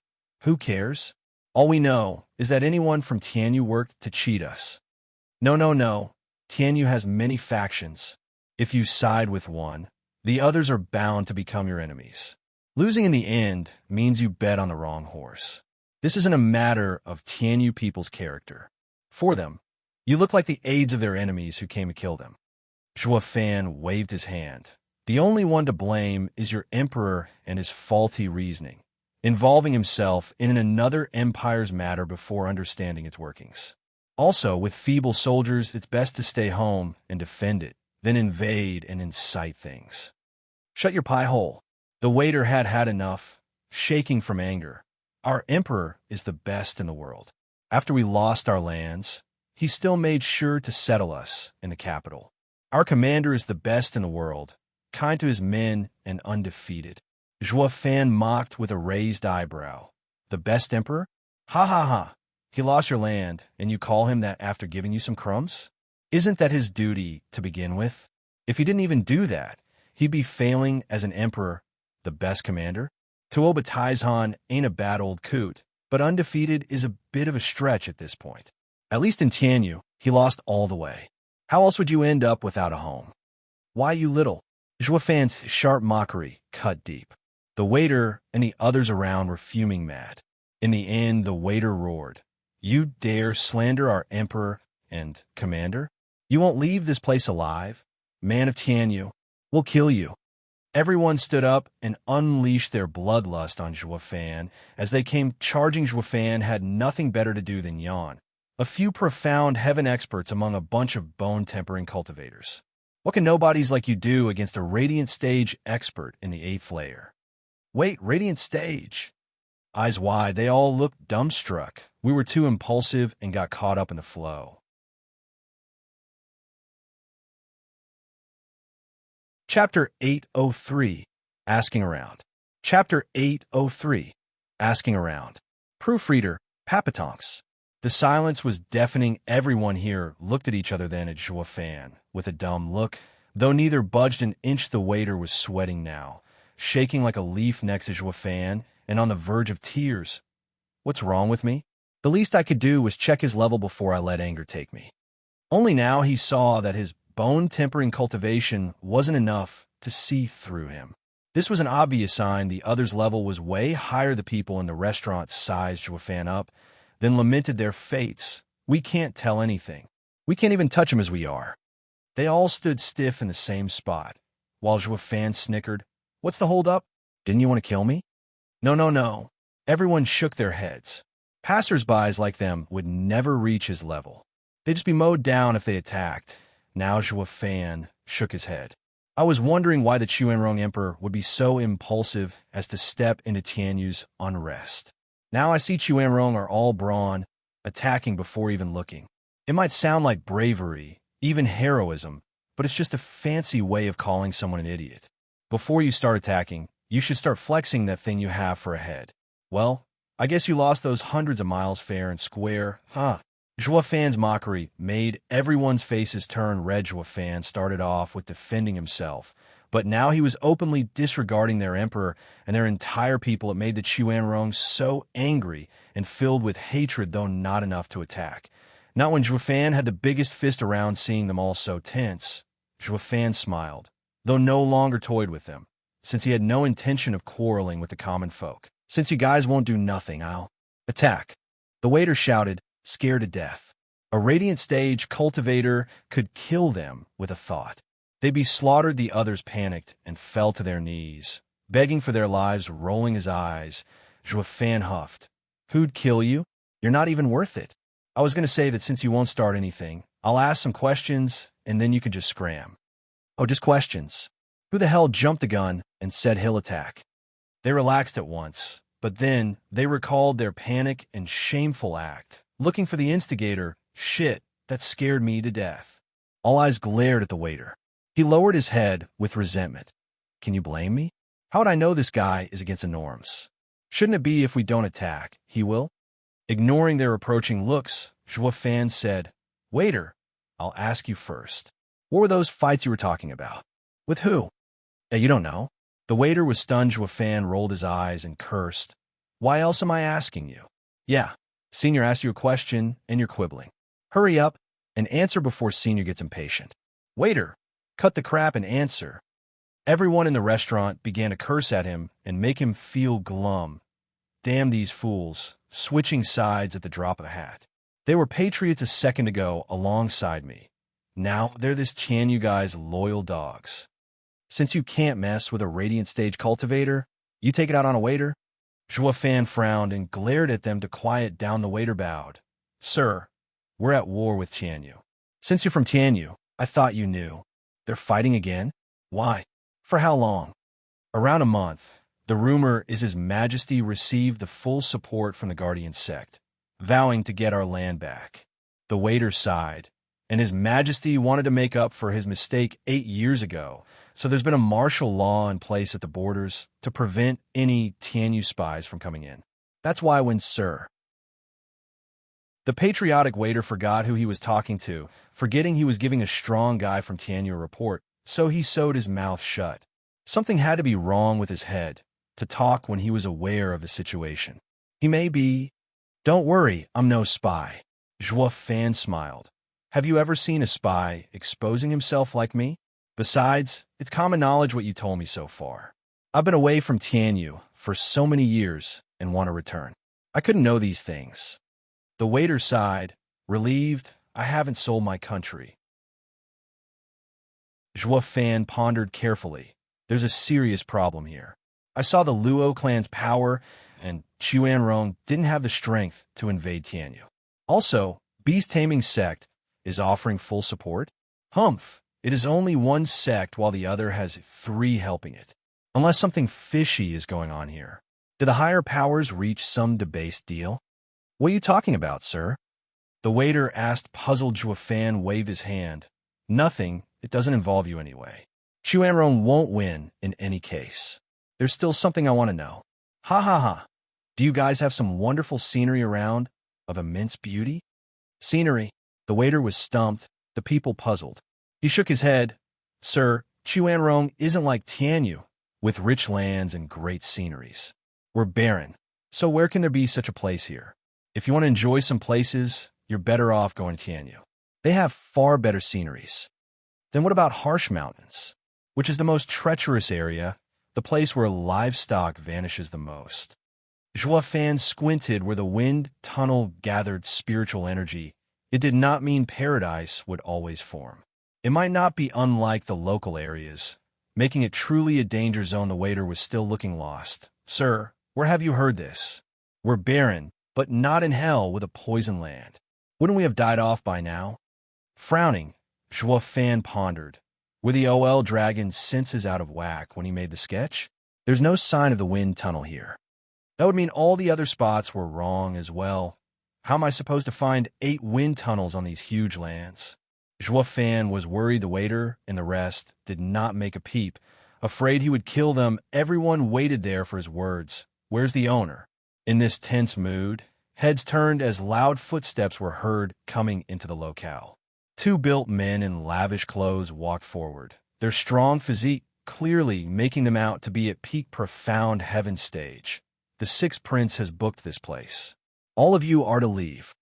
The 2 tough guys stuck out their chests, looking smug and cocky, though they did not see the panic that unusually followed. In fact, the people were making shushing gestures in a rush. What's going on here? Are you all deaf? The 6th prince booked this place. Get out now. The 2 barked once more, and the people looked at the 2 tough men, trying to hint at them. See him? He can't be offended, so keep it down. Don't disturb him, or we'll all get it. However, the 2 muscles did not get a shout again, as Zhuo Fan's cold tone echoed. Who are the crazed dogs barking in my ear? Chapter 804, Number 1 Fan. Chapter 804, Number 1 Fan. Proofreader, Papatonks. How dare you? The 2 got so used to having their way, they began shouting at Zhuo Fan's complaint. Who are you to disturb the 6th prince? Boom! Their tirade was cut short by an explosion. They exploded in a mist of blood while Zhuo Fan lowered his punch, lamenting, where am I supposed to go from here? The sketch is a bust. The people in the restaurant paled, with some even slumping on the floor. Just 1 punch from an 8th layer radiant stage expert, and 2 peak profound heaven cultivators were dead without even a corpse left behind. They died before even knowing what was coming. This guy is brutal, not holding back at all. Those 2 were the prince's men. The fear in everyone only grew as they looked at Zhuo Fan, shivering in their spots. Hualaer, Hualasha, are you done? The prince is about to arrive. An aged voice sounded from a man with a white beard. Seeing the blood around, he shouted, What's with all this blood? Haven't I told you brats not to kill? How can you feast when there's blood around? Cleaning it up is such a pain too. The people glanced at the old guy, but remained silent.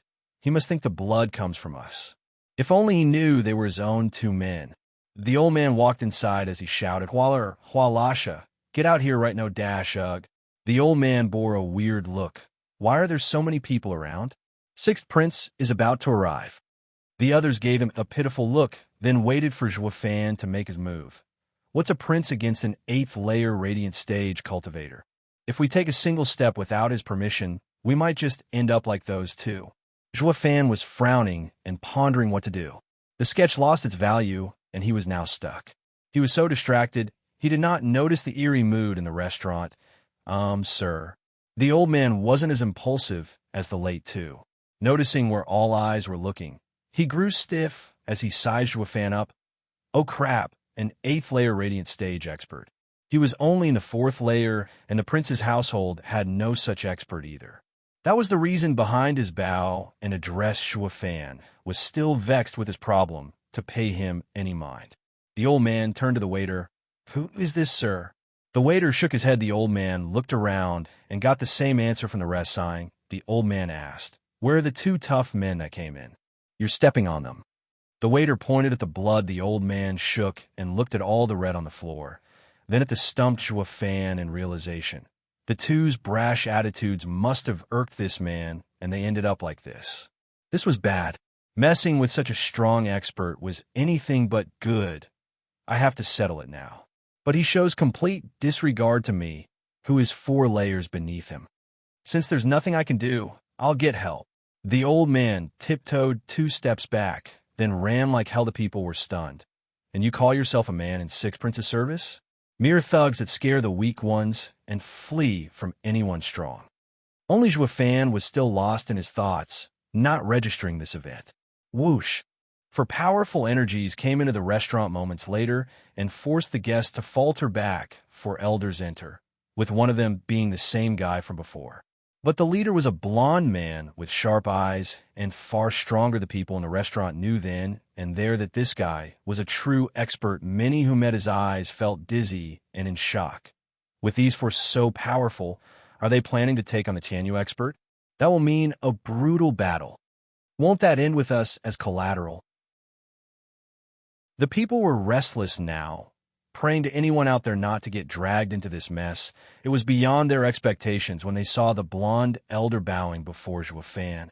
"I am High Venerable Jin Buhuan of the 6th Prince from Chuanrong Empire. I ask that you overlook the rude attitude of my men. Get lost."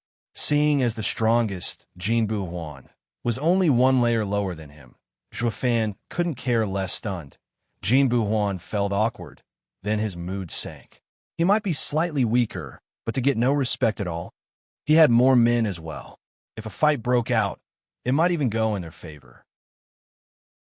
The white-bearded old man knew this and shouted, "Sir, we respect you as fellow Radiant Stage cultivators and don't wish to fight.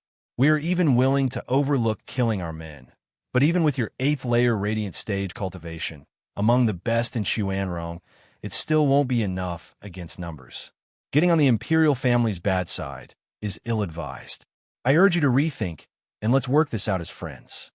Jin Buhuan smiled and nodded at his approach, neither humble nor confrontational, with words said with respect and reason. That should do it. Too bad they weren't dealing with your average Radiant Stage expert. Even a rotten bastard would listen, but not Joafan, who was loftier than the loftiest freak. All bark and no bite. Joafan mocked. "You old coots yap for so long because your teeth must be dulled, haha." Jin Buhuan's face twitched and grew red. He clenched his fists in rage. "Damn punk. We're clearly being nice, and you spit on our faces." Joafan smirked at them. He was annoyed the sketch was a bust and needed a good punching bag to feel better. It just so happened a few poor devils came right at his door. Jin Buhuan glared. "Sir, I don't care who or how strong you are, but you're over the line. I will not take this lying down." Jin Buhuan exploded with power and bloodthirst as he charged at Joafan. The other 3 elders were right behind him. The oppressive power shook the entire restaurant. The people were pushed back under such pressure. While Joafan just smiled, he was looking at 4 clowns doing their act. Joafan, mocking gaze, enraged Jin Buhuan. He shouted and was about to strike. "Stop! Ugh!" Halting all of a sudden, Jin Buhuan looked back and bowed. Joafan raised an eyebrow and saw a fashionable youth walking over. He must be their lord, that 6th prince. Ignoring the elders, the prince looked at Joafan in shock. His steps were shaky, his lips trembling. Yes, I'm the one that killed your 2 dogs. Now 4 more dogs came to bite me, so you should be coming in only after this is done. There's no need for any blustering either, being more than familiar with this play. Wait till I kill them. If you still want to die, I don't mind sending you off as well." Joafan waved him off like he was a beggar. The elders were furious and wanted to rip Joafan to pieces, but the youth was dancing in joy. "Why, you're Joafan. How are you still alive? I'm your biggest fan." Joafan was perplexed, to say the least. Chapter 805, 6th Prince. Chapter 805, 6th Prince. Proofreader, Papatonks. Giving the youth a long look, Zhua Fan grumbled and scratched his head. Have we met? Why can't I remember? Zhua dash. Sir Zhua, you never met me, but I have. Shaking from excitement, the youth came next to Zhua Fan and looked at him with stars in his eyes. Zhua Fan was put off. And who are you supposed to be?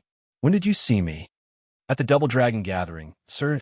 Recalling those glorious fights, the youth trembled, his voice shaky.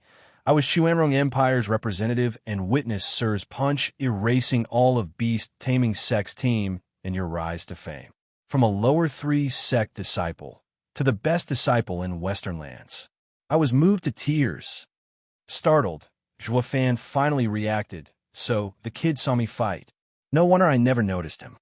With so many people around, it would have been strange if he had, though he finds this guy's choice of words peculiar.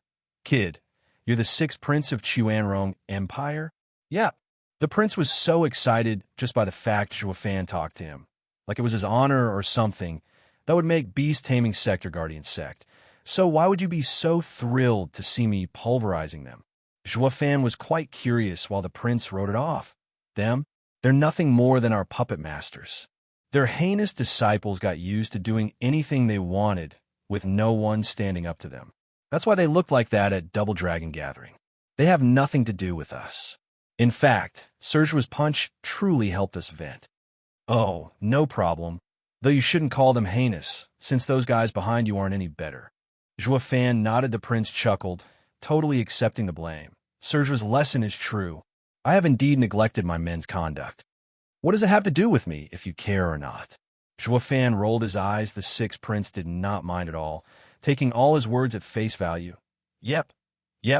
Sir Zhua is a man of ambition, so why would you care about little old me's faults? But since Sir mentioned it, I'll be sure to rectify it. The 6th prince turned around and spoke harshly at the 4 elders. Venerable Jean, tell everyone they are forbidden from using their power on the people, or their heads will roll. How can we be seen the same way as those rotten bastards from Beast Taming Sect? How will Sir Zhua see us then? Yes, sir. Jean Buhuan bowed, and then sighed at Zhua Fan. To be honest, 6th prince was a whimsical guy who was only out to have fun, ignoring everything else. Chuanrong Emperor tried teaching some sense to him, but he just wouldn't listen yet now. A short word from Zhua Fan got him on the straight and narrow. This is the power of an idol. Zhua Fan felt helpless too. What's it got to do with me? Sir Zhua, I've been hearing rumors that you've been killed. I've been offering bitter prayers and tears for your safe passing. You can ask them if you don't believe me. True. 6th prince looked excitedly at Zhua Fan, then turned to his elders to echo him. They nodded their heads and attested to his conduct. Our prince is your biggest fan. Though what is Sir doing here all of a sudden? Are the rumors fake? 6th prince asked, grinning. Zhua Fan mocked as his eyes took on a savage glint. They'll have another thing coming if they think I'll just drop dead. Cool. 6th prince squealed in adoration at Zhua Fan's inadvertent posing. Then he turned to his elders. See that? This is Sir Zhua, the best in Double Dragon Gathering and my idol. Isn't he awesome? Ugh. The 4 bobbed their heads with a bright smile. Yes, cool, very cool. Though the 4's hearts weren't that much into it.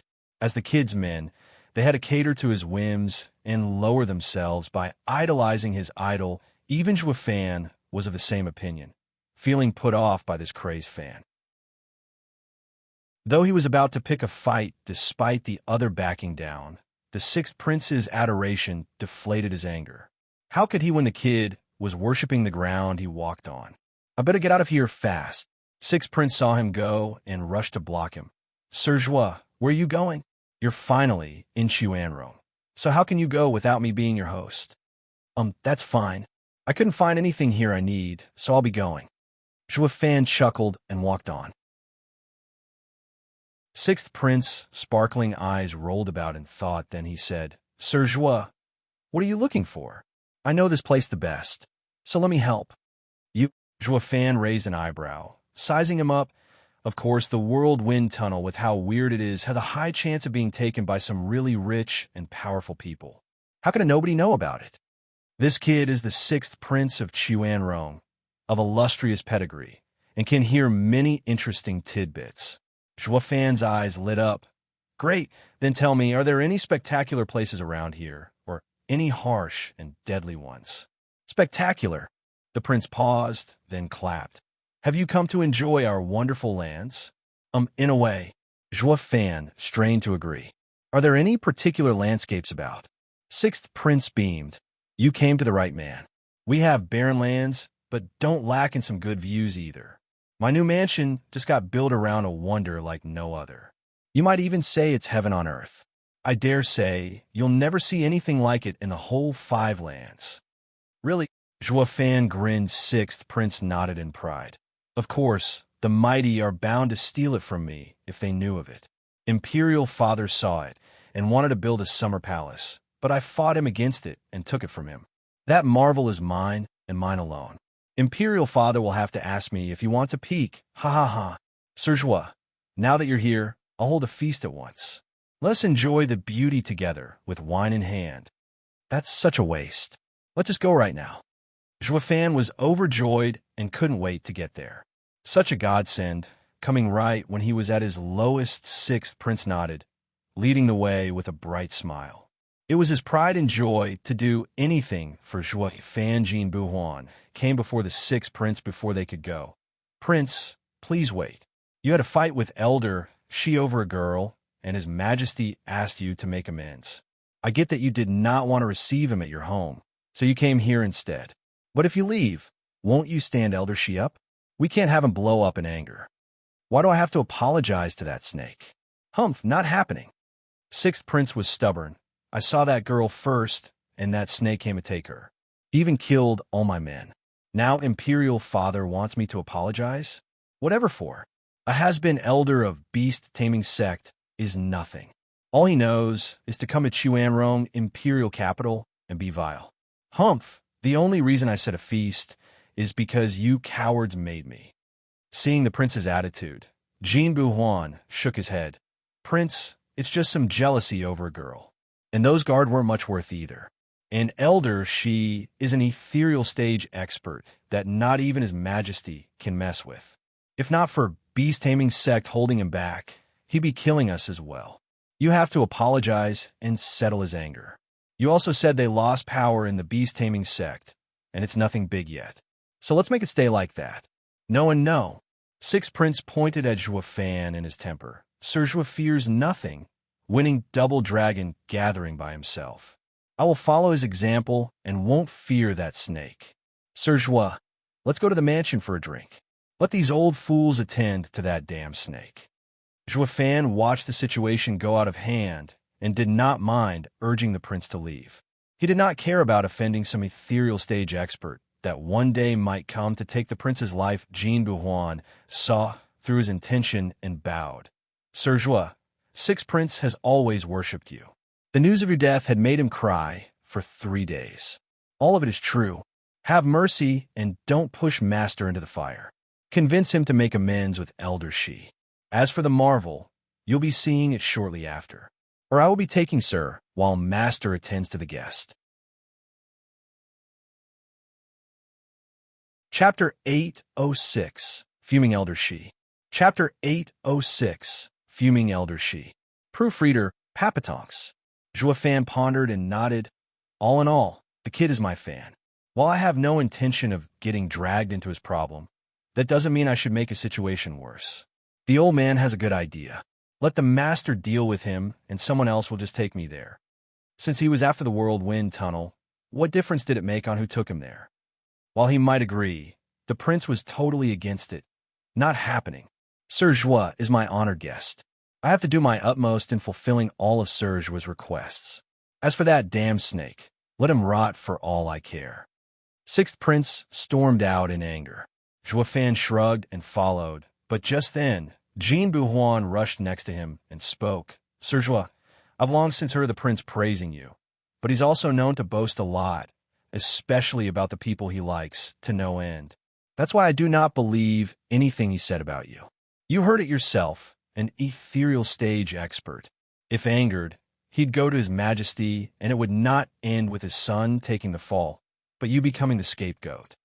For the Sixth Prince and for your safety, I urge you to convince him to placate Elder She and not let his temper flare out. True, A crazed fan like the sixth prince sure has it in him to do that. Zhua Fan grinned. Only this one time, your master hasn't been boasting. A mere ethereal stage expert is nothing to me. If the prince truly helps me in finding what I seek, I don't see why I can't help you all skin this snake to spare you the trouble. Haha. Zhua Fan walked out after the sixth prince, leaving Jin Buhuan dumbstruck. Is he nuts? An eighth-layer radiant stage cultivator wants to fight an ethereal stage expert? No wonder the sixth prince became so obnoxious of late. What good is copying an idol like this? Closing his eyes, Jin Buhuan felt pain in his heart. Elder Jin, the sixth prince is gone. What do we do when Elder Shi comes? The white elder asked, tensely shaking his head. Elder Jin sighed. Master is too stubborn, and we can only help him. I just hope Elder Shi will accept it.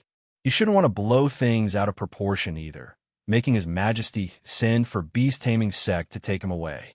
Elder Jin turned towards the dumbstruck crowd in the restaurant. What are you standing around for? Didn't you hear a shout? We booked this place. Now scram. They all bobbed their heads and ran like the wind. Finally getting their pardon, they were about to lose their lives under Zhua Fan's demonic threat, shaking like leaves in fear.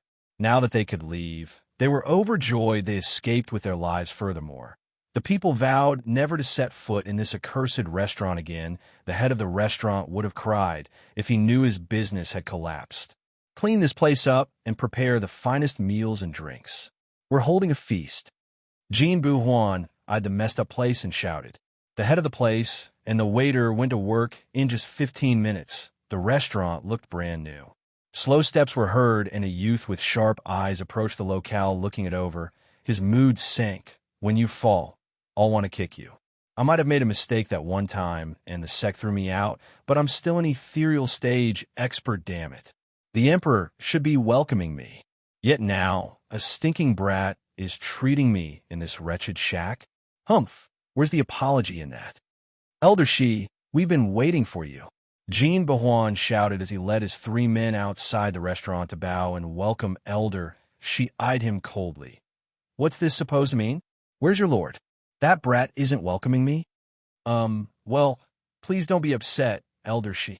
Wiping his sweaty brow, Jin Buhuan hurriedly apologized. Prince was feeling unwell and could not come, so he had us. Enough. Boom. Elder Shi flicked his sleeve, and a powerful gale swept the four. They left a trail of blood as they flew. Elder Shi gnashed his teeth. You four better get this straight. The only reason I tolerated some punk's affront and agreed to this apology feast is all because of Chuanrong Emperor. But since he doesn't care, he forced my hand. Whoosh. Elder Shi shot straight into the air. Jin Buhuan's group cried out. He's going for the sixth prince's mansion. The prince is in danger. Venerable Jin, lighten up. Isn't the prince taking Zhua Fan to his other mansion? He's not home right now. Yeah, and besides, we still got time to report. We can't delay, or the prince might die. Jin Buhuan bobbed his head, straightened his wounded body, and flew away. With blood dripping from him, the other 3 bore through the pain and followed closely. Meanwhile, Zhua Fan and the sixth prince arrived at a remote mountain, at a place among a forest where a mansion was perfectly blended with the surroundings.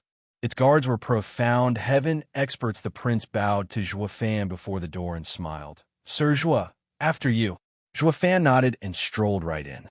Sixth prince skipped after him like a good servant, and was happy for it. The guards were dumbstruck. The rash, impulsive, outrageous sixth prince of theirs knew how to be polite. Even when seeing the emperor, this kid would never show any respect. Being the youngest, His Majesty doted on him, which made him grow up without any restraints. The fact that he gave up and let his son have this spot for his mansion showed just how much he cared. But now, hey, who's he? Why is the prince acting like that? Don't know. Maybe the father-in-law or brother-in-law. Why else would he be more respectful than when seeing his father? Oh, so the prince finally met his other half. It's good that he stopped visiting brothels. Ha ha ha. The guards whispered while the sixth prince led Zhua Fan to a large building. Zhua Fan shot the prince a puzzled look, grinning. The prince pointed at it. Sir, the magnificence of the land can only be enjoyed in the truest sense from atop this building. Oh, really? Fan frowned, though not bothered that much. Since the wind tunnel couldn't be just seen, might as well just play the guest. And so, the prince took Fan 18 stories high to an elegant room. The prince then walked to the window and opened it. Letting in the fresh breeze of humid mountain air beyond the window was a 300-meter waterfall. Its immense drop felt like it was descending from the heavens above. Fan was stunned, turning his stiff face around. Sixth Prince, is this the view you were talking about? Yes, isn't it marvelous? The prince spoke with pride. Sir Joa, you know as well how poor the land in Xuanrong is. Such a waterfall is a rarity. That's why I had an array place to hide it, and only enjoyed from this place. Even Imperial Father can only come once a month to appreciate this wonder, while I can come every day. Ha ha ha. Sir Joa, this view is great my ass. Fan snapped as he rained curses. The waterfall is nice, and that's it. There's plenty more like it in Tianyu. You think I wasted my time coming here for this thing? I wanted a place with strange occurrences, out of this world even. Something like getting in but can't get out, or a spot where meditating a day equals 10 years. The sixth prince looked like a hurt puppy with his lowered head. But didn't you say you came to see Xuanrong's scenery? This is the best we could find. It's fine. I was wrong here for not being clear. It seems Xuanrong doesn't have what I seek. I'm leaving. Fan sighed and turned away. The sixth prince rushed to stop him. Wait, Sir Joa, you're leaving so soon? At least stay for a few days. No thanks. It seems the sketch is useless. I'll go look someplace else. Hold on, the prince cried. You said you wanted to see strange places. Well, Big Brother has such a place. I'll take you there. Your brother? Yes, my elder brother, Xuanrong's crown prince. Sixth prince nodded, his eyes shining with hope. Chapter 807, Suicidal. Chapter 807, Suicidal. Proofreader, Papatonks. Fan nodded after a pause. All right, let's go to your brother. Sixth prince perked up, skipping over to Fan and about to lead him like an overexcited child. Fan chuckled. He really is my greatest fan. Is he that happy to be around me? Sixth prince, run. Elder, she's coming. A shout came from the window, and the two saw Jean Buhuan's group covered in blood and collapsing from their flight. Spitting blood again, Sixth Prince helped them up. What happened, Venerable Jean? Why are you all like this? Cough, run, Prince. Elder, she went on a killing spree to your mansion. We used this chance to warn you. You have to get to the Imperial Palace. With His Majesty around, maybe his anger can be subdued. That bastard did this to you. His brow shaking, Sixth Prince hissed. Absurd. Even for a beast-taming sect elder, this is too much.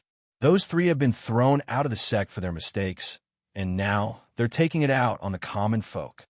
Beast-taming sect did cast them out, but they're still its elders. They still have power. The sect will cover for them as long as nothing serious happens. Jean Buhuan shook his head and sighed. Ignoring the fact they were thrown out, they're still in the ethereal stage. Who in the Empire would fight them? Prince, we all admire your principles, but I'll have to step out of line here. You're too naive. There are some things, some men, that you can't mess with. Sixth Prince's brow quivered as he cursed. Those damn geezers, making the entire imperial capital restless, and now they even have the nerve to come after me. Won't that mean they have no restraint against anyone else? How can we rule the Xuanrong Empire in this state? No, I have to plead that Imperial Father to remove those three bastards. It's no use. Of course His Majesty would want that as well, but no one is strong enough. Jean Buhuan was filled with pain. Those three geezers got kicked out of beast-taming sect, and now are running amok. Sixth Prince shook in anger, but then he suddenly went still and peeked at Fan. In the end, he spoke his mind. Sir Joa, what do you think I should do? If I weren't here, your best bet would be hiding in the Imperial Palace. And you old coots, you were better off sending someone to give us a message while going to Imperial Palace to seek help instead.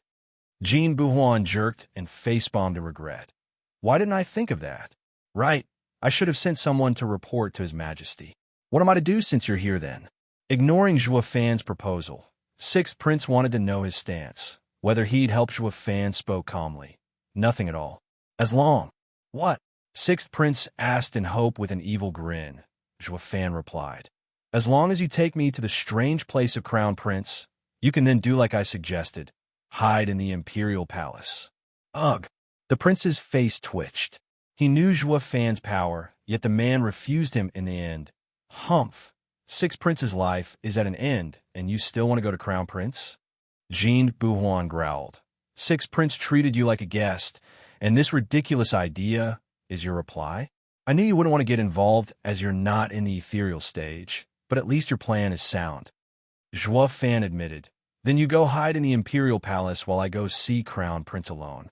The great Crown Prince's manor should be an easy find. Zhuo Fan shot to the skies. Wait, Sir Zhuo. Let me take you. Sixth Prince rushed after him. Jean Buhuan shook his head and followed as well, about to blow a gasket. Prince, let him go. Your safety's more important. I can't let death scare me from living. The great Sir Zhuo I admire is now here. So how can I not go hang out with him? The prince glared and rushed on. Sir Zhuo, wait for me. They quickly left the building and went away whoosh. Just then, a savage cackle resounded. Ha ha ha. Brat, so this is where you are?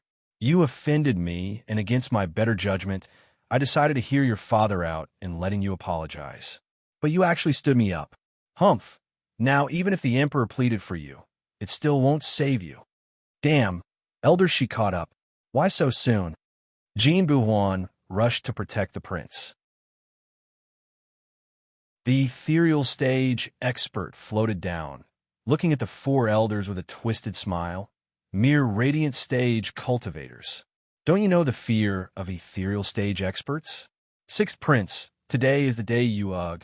Elder, she looked at the prince's grave face, but then he paused. His face twisted like he saw his worst enemy. You. Elder, she stared at Zhuo Fan next to the prince. Zhuo Fan paused, looking around, but didn't see anyone stop faking. I'm talking to you. Elder, she clenched his fists, his bloodshot eyes squinting at Zhuo Fan as his rage exploded. 8 years have gone, and now I finally get to meet you again. Scratching his head, Zhuo Fan asked, stumped, we know each other. No. Ha, not just that. If it weren't for you, bastard, I would have never been thrown out of the sect and lived miserably like this. Howling in sadness, Elder Shi's eyes reflected only hatred. I had nightmares more nights than I could count about that white hair and those eyes. I swore to never forget the pain you brought me. Zhuo Fan was perplexed. What's your beef with me? Why can't I remember you? Who are you supposed to be anyway? Ha. You're so forgetful, I see, though it's natural since I've changed my looks. Snickering, Elder Shi said, Brat, you still remember the war 8 years ago in Tianyu. You ruined my body. 8 years. I bore that shame with me for 8 damn years. With my body ruined, even getting a new one, my cultivation had stagnated. When I could have managed to reach the 5th layer of ethereal stage, but now the 2nd layer is all this body can allow. But this wasn't the reason for sect leaders' banishment. It's all due to losing that war and letting the demon scheming sect grab hold of proof of our involvement. Then the other 2 sects forced our sect to pay up in spirit stones, making us the criminal. Henceforth, my path was ruined, abandoned by the sect as well. All of this is your fault. You ruined my life. Brat, now that we met, I'll end you in Sixth Prince, getting rid of all the rancor. Ignoring the cawing, Zhuo Fan squinted in thought, then exclaimed, Oh, so that obscene snake shed his skin. Almost didn't recognize you there. Sir Zhuo, it seems you're involved now. You can't stand aside as it is. Sixth Prince was overjoyed. The 4 elders were startled. What use would he have if he joins? We're all on the radiant stage anyway, unable to face an ethereal stage expert. Only the prince had complete confidence in Zhuo Fan, scratching his nose. Zhuo Fan nodded. Yeah, I can't go around going easy on my enemies now, can I? Since I already suffered for it once. Zhuo Fan's eyes flashed with coldness and bloodthirst. Elder, she shook for some reason, feeling like a beast had its eyes on him and sending a deep-seated fear in his bones. But then he shook his head to shake it off. There's no way. He's just a radiant stage punk. How can he threaten me? Boom! Before he could make sense of it all, an explosion resounded. A force like no other shot through Elder Shi, the large building behind him, and then stopped in a large waterfall, where it went off. A tornado of dust engulfed the sky. Mixing with the water turned into mist, roaring as it grew, linking heaven and earth. When the dust finally settled, what reflected in everyone's eyes was utter destruction. The 18-story-high building was gone. So was the 300-tall waterfall. But what was more important was that Elder She was nowhere in sight. Everywhere the people looked, they were welcomed with a flat and barren land. Zhuo Fan lowered his fist, his eyes cold. Annoying. SSS. Gasping. Jin Buhuan and everyone else were lost for words. Cool. Sixth Prince was the first to recover and whooped in joy. Chapter 808. Outstanding Crown Prince. Chapter 808. Outstanding Crown Prince. Proofreader, Papatonks. Lowering his mighty right hand, Zhuo Fan looked like he had done a trifle thing. He patted the sixth prince's shoulder. Now hurry along and take me to the Crown Prince. I hope I'll find what I seek there. Sure thing. After a brief pause of shock, the prince shouted in excitement as he went first. Jin Buhuan and his 3 men were shell-shocked, just watching the two go with a dull look. Holy hell, he really is as strong as Sixth Prince said. For once, he didn't boast. He's way stronger than he lets on, killing an ethereal stage expert in one punch even. Thank God we didn't fight him before. We'd have been killed as well. The 4 shivered when they recalled the scene at the restaurant. Zhuo Fan and the prince were a way off when a rumble echoed out and the earth shook. A huge image of a python came out of the ground, hissing, "Damn punk, you ruined my body again. I'm going to eat you alive." It's Elder Shi's soul. Jin Buhuan cried out. In the radiant stage, the body might be strong, but the soul isn't up to an ethereal stage expert's level. We're done for. Jin Buhuan panicked, and Elder Shi snickered. Yes, brat, you ambushed me again and ruined my body, but there's no way a radiant stage like you can deal with my soul. Whoosh. He didn't finish as a scarlet dragon claw came out of Zhuo Fan and gripped the squirming, oversized garden snake. He choked on his words, with those sharp eyes reflecting fear like no other. This is a soul. Ow! He's only in the radiant stage. Humph! This is what you get for being stupid. You could have just floated away as your soul. But no, you had to be suicidal. Ha ha ha! Zhuo Fan's eyes flashed, and the scarlet dragon claw squeezed. The oversized snake wailed one last time, as it was reduced to motes of spiritual energy scattered around the dragon claw, went back to Zhuo Fan, and resumed following Sixth Prince like nothing happened. Jin Buhuan's face twitched with a dumb look as they watched Zhuo Fan going about his way. They all had the same shocked look and idea. Since when can a radiant stage cultivator form his soul? A true freak. Meanwhile, a man and a woman were sitting in a pavilion next to a graceful lake. The man wore a crown and was presentable, stacked in jewelry, though his elegance was ruined by his sinister smile, especially when aimed at the woman next to him. As for the woman, she was a beaut, bright eyes, sculpted eyebrows. Alas, the image was marred somewhat by her constant frown. Around them were singing and dancing girls, but as the obscene music and suggestive dancing of the women in their sheer attire continued, Lianer, the daughter of Chuanrong's high commander, bit her lip. The man smirked, one hand groping around a woman's waist, opening his mouth and letting her tender finger feed him fruits. Sometimes it wasn't just the fingers. The man let out an obnoxious laughter now and then, filled with lust. Lianer was sickened by it, but helpless against it. Lianer gathered all her bravery to ask, "Crown Prince, would it be possible to release my brother?" Damn! The man raised an eyebrow. In front of the whole nation, he punched me. How could I just let him go after his blatant disregard for authority? Clenching her fists, Lianer bit her lip harder. Brother was wrong in striking your highness, but he was doing it to protect me. It was all my fault.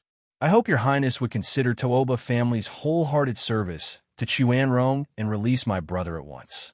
Lianer will never forget your highness's gesture. Oh, never you say. Crown Prince sized her fine figure up and broke out in a lustful grin. I don't need that long. Just attending to me for the rest of your life would do. Your Highness, Leonor cried out and jerked away at his obscene gaze on her. Then she trembled as she spoke. Please mind yourself, Your Highness. Throwing the beauty in his arms away, the crown prince became bored, speaking coldly. Tauba Leonor, don't you play coy with me. Be grateful I have the time to waste on you. Tauba has been a great family for a long time, but ever since your defeat 8 years ago, costing the Empire heavily, you're now criminals. Imperial Father did not execute the old Tuoba Taizhan and only demoted him to captain of the guards. This is already gratitude enough for all his service. All of this was possible because I pleaded your case. What do you think would have happened if I hadn't? You'd be stripped of everything and goddamned hanged. Leonor bit her lip with a lowered head. And what do you do? Humph! Crown Prince went on with his tirade. Damn ingrates. I even asked for your hand, yet that old Tauba coot actually refused my kind gesture. I thought his mind woke up when he came to visit me in person afterward, but he only came to me for help. That elder, she had set his eyes on you ever since the war in Tianyu. His soul was redeemed by the sect, so that geezer now wants to use my name to curb elder she's tendencies. As my future concubine, if a sect cast out touched you, even an ethereal stage expert, he'd still pay for it. Shaking all over, Leonor lowered her head in silence. The crown prince walked before her with a hard face. I accepted becoming your shield, but as long as you're mine. That old coot won't ever touch you then. But you just don't know when to quit. Saying you want to be with me only to drag out the wedding. This has been going for 8 years already. Are you taking me for a fool you use for your own amusement? Forgive me, Your Highness. Jerking, Leonor faltered with teary eyes, looking at her pretty face with a dead look. The crown prince caressed her soft cheek. As she shivered, his eyes shone with desire, shouting, I don't need your apology, I want you. The crown prince threw himself at her and hugged her, wanting to take her by force. No, Your Highness. Leonor struggled and wailed. In the end, she had to use her yuan qi to throw him off. He broke 4 stone pillars and wailed in pain. The crown prince, in his ostentatious attire, a pill-grown peak profound heaven expert, had just been thrown on the ground by a girl in the 8th layer. His never-ending lust had sapped his body of all the power that would make his cultivation high. He was the very opposite of Zhuofan. While Zhuofan's strength overshadowed his cultivation, Crown Prince's was nothing but an empty shell, worse than that of some rich boy getting a grip on his aching body to stand up straight. Crown Prince was enraged. Why you? Your Highness, it wasn't on purpose. Leonor, a coward, on the verge of tears, panting like an animal. The Crown Prince snarled, You have the glory of becoming my concubine, far above those dissolute women. But over these 8 years, despite not getting married, I not once got to touch you. When I tried to get closer, your brother punched me, and today you do this. You're my concubine, yet I'm forced to go to someone else? And no, Your Highness.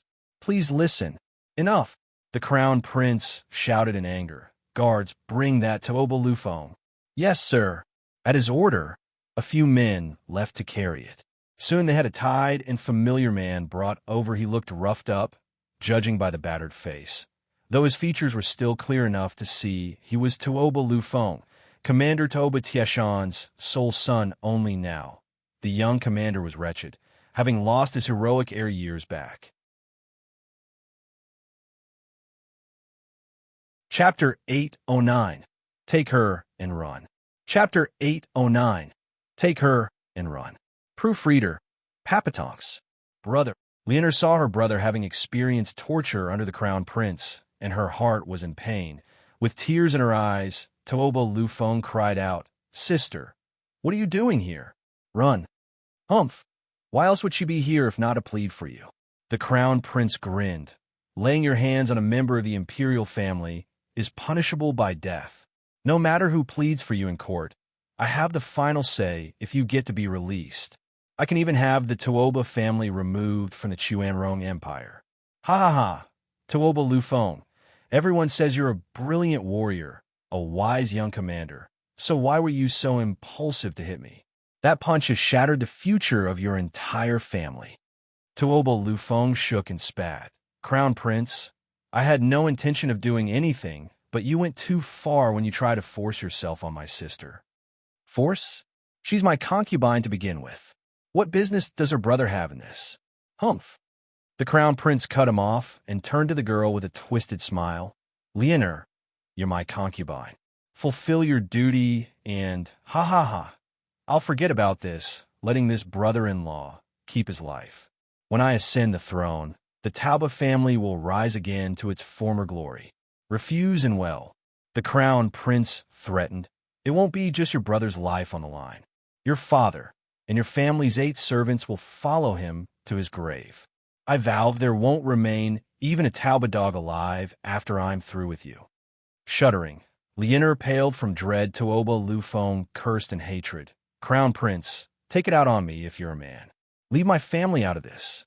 Leonor, don't listen to his twisted words. Your life will be ruined if you agree. Father and I will never agree to marry this. That's enough, brother, Leonor shouted, looking frail as she spoke. Your Highness, let him go. I'll do all you ask. The Crown Prince had a winning smirk. Tuoba Lufeng cried out no. Leonor's crystal tears began rolling down her cheeks as the despair took her. Your Highness, 6th Prince is here with a strange youth. He requests an audience. A guard came to report the Crown Prince, flicked him away in annoyance. That idiotic little brother of mine has the worst timing. I won't see him. Tell him to scram. Today's my most glorious day. I'm not in the mood to cater to his whims. I'll notify 6th Prince at once. The guard left. The Crown Prince drew closer to Leonor with a disgusting leer in his eyes. His hands shook and his mouth watered in anticipation of having his fill of this fine lady's exquisite curves. Leonor, I finally have you. This is heaven on earth, ha ha ha. Then my brother, Leonor muttered. The Crown Prince sneered and waved. After we seal the deal, he'll be my brother-in-law. I won't go hard on him. Ha ha ha. Great, that's great. Leonor nodded in despair, her eyes losing their light. Tuoba Lufeng's eyes burned with hatred and humiliation. A man like him actually needed his sister to save him. Boom.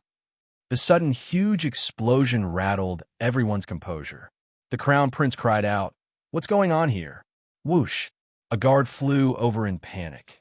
Your Highness, 6th Prince's guest is forcing his way over. What? Does brother plan on rebelling to fight his way into my home? The Crown Prince was fuming. What are you doing standing around for? Take them in and capture them. Tie him up and bring him here. I'll have Imperial Father sort him out. For God's sake, Imperial Father spoils him too much. He even dares to barge into my home. The guard was hesitant. Your Highness, 6th Prince's guest is too strong. We can't even hold him back. All the men we sent over are dead. I barely made it out alive to report to you and urge you to flee. They're almost upon us.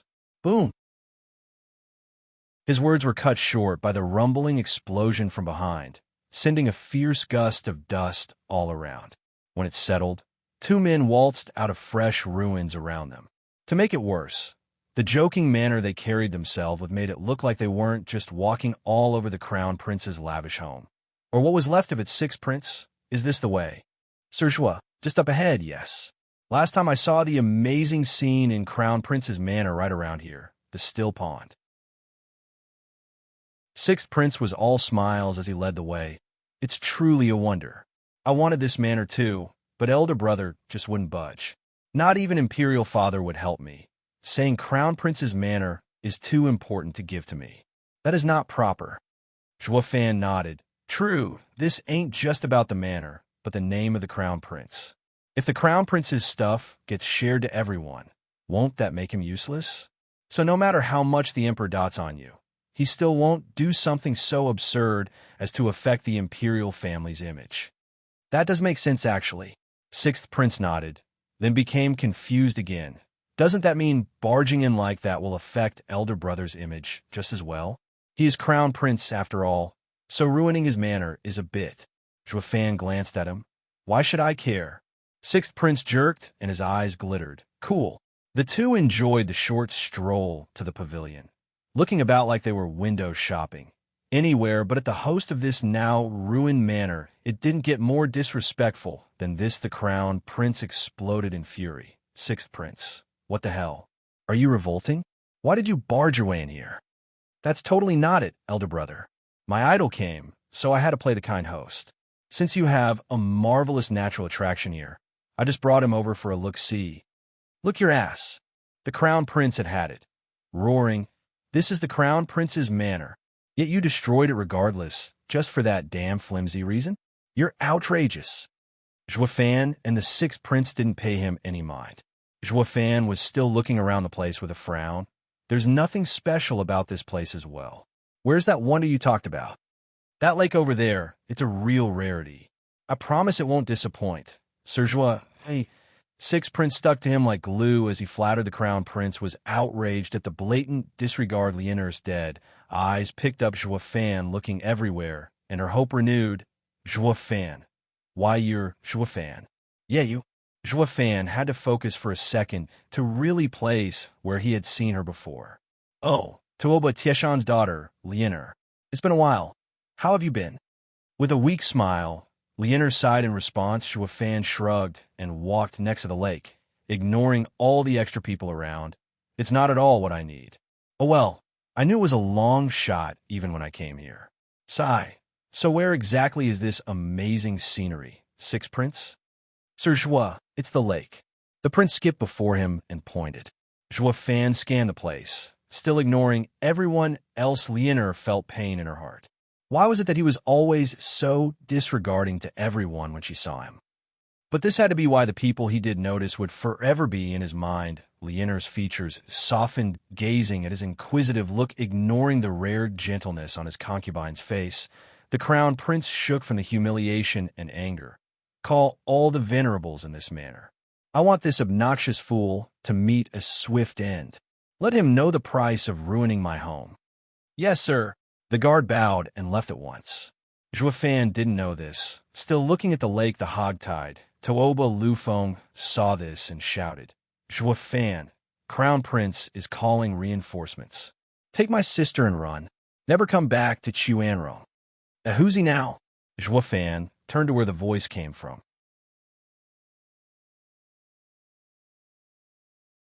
Chapter 810, Thrashing Crown Prince. Chapter 810, Thrashing Crown Prince. Proofreader, Papatonks. The Crown Prince's eyes were on fire from the hatred he put in his glare at Tuoba Lufeng. He went over and kicked the tied-up young commander into the air. Humph, you must have a death wish inviting enemies. Brother. Lienar cried out. Juefan looked on with a frown at the unrecognizable Tuoba Lufeng from all the beating. He then nodded. You're that guy playing commander back in Tianyu. Tuoba Lufeng? My, how cool you are now. Almost can't hold it in even. Smiley face, a play on words, since the same character is used for cool and commander. Sixth Prince grinned. Ha ha ha, Sir Jua, do you have something against young Tauba? He's in serious trouble right now. Yet you're still being mean? Lienar glared at Juefan in anger. Well, on the last battlefield, we were on opposite sides, though nothing more than that. Shrugging, Juefan had a flat look, returning to inspecting the lake. Sixth Prince, where's that marvel you keep talking about? Tuoba Lufeng shouted in panic. Juefan, Crown Prince has many experts. Don't be reckless and wait for them, or it'll be too late. I only hope you take my sister with you when you go. Help her out of this hell. God damn it. You're still talking. You're still spilling the beans? Tuoba Lufeng's kind reminder had no effect on Juefan whatsoever. Instead, it only incensed the Crown Prince further, and so the Crown Prince did what he knew best, kicking the helpless Tuoba Lufeng over and over again. Juefan ignored it all. His mind on the lake still. Lienar was panicking and begged, Juefan, please save my brother. He'll die. Her voice fell on deaf ears. Juefan, my brother's being beaten up for informing you, and you're going to stand there? Lienar teared up, her tone becoming sharper. You damn ingrate. Juefan glanced over. Ingrate? Did I ask him to? He gets what he deserves for running his mouth. Juefan bit back. Lienar only grew angrier, but all she could do was stare as the Crown Prince was beating her brother. Sixth Prince. The lake is as plain as it gets. You aren't toying with me. Are you? After one last look at the water, Zhuofan threw a cold look at Sixth Prince. While Toobal Yofeng's mournful howls sounded in the distance, Sixth Prince had a vague smile. It needs to be triggered first. What trigger? Zhuofan lit up, pointing at the brutal Crown Prince. Sixth Prince grinned. By throwing snow lotus seeds in, a sixth gray pill ingredient that only grows on our Chuanrong's Wooler Snow Peak, will definitely get a reaction. Those seeds are something only Elder Brother has. Crown Prince. Zhuofan's eyes flashed, but Sixth Prince followed with a frown. Brother is petty and would never use the snow lotus seeds when asked. The only times he'd take them out was at holidays or Imperial Father's birthday. Sir Zhuo, what do you plan to do? Zhuofan was walking towards Crown Prince and grabbed him in mid-swing, startled. The Crown Prince looked back at Zhuofan in anger. What do you think you're doing? Are you planning on saving this traitor? Humph, of course you would, since you're on the same side. He even informed you just now.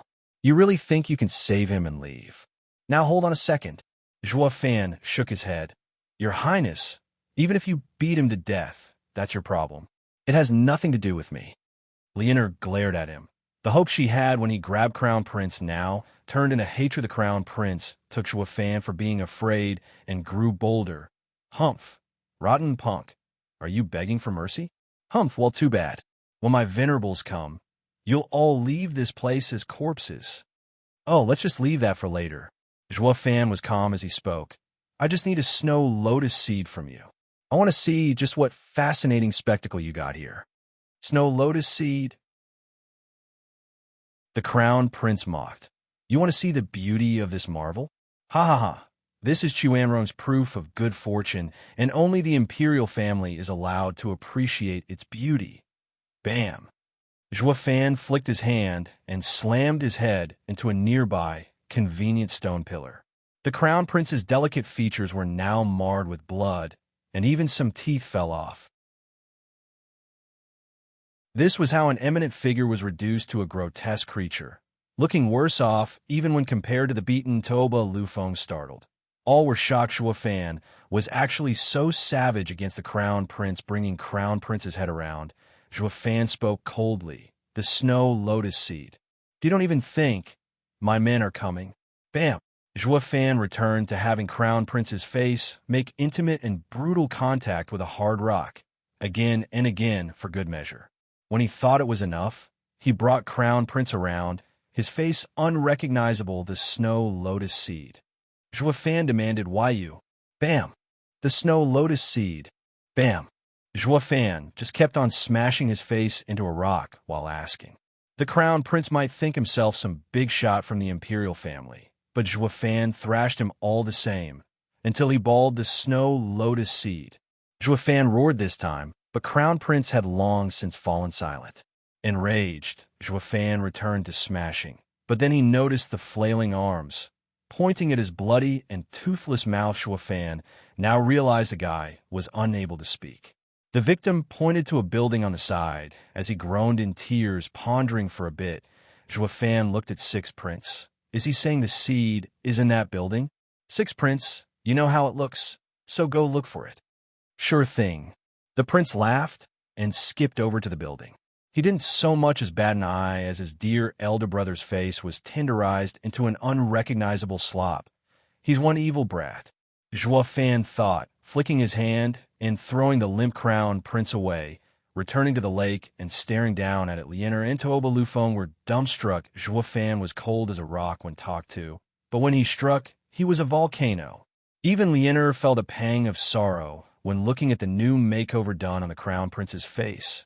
No matter how big the grudge, such an outcome is too brutal. Going after his face when it was so charming before. But then the two awoke at the dire situation they were in. Oh no. Toba Lufeng shot to his feet and shouted, Zhuofan, by harming the Crown Prince you became Chuanrong's enemy. Take my sister and go. You won't make it out when the experts come. Leonor looked tense at Zhuofan, then at Toba Lufeng. Brother, why don't we just go with father and the rest? This place doesn't want us anymore. I also thought about it, but father is ever loyal to his country. He will never betray it. Toba Lufeng sighed. Leonor lowered her head in worry and vexation, glancing over. Fan finally recalled the past dealing and said, Dugu Zhantian also died because of his loyalty to his country. I must say, these two geezers sure are alike, ha ha ha. The siblings nodded. The marshal and commander had received such praise from the people was not just from their glorious military victories, but also their loyal character. Fan, my father and I may die, but Lianer must not lose her life in a place like this. All I ask is that you take her, let the Tauba line go on. No, I still need to see the spectacle here. Tuoba Lufeng begged Fan once more, but Fan refused.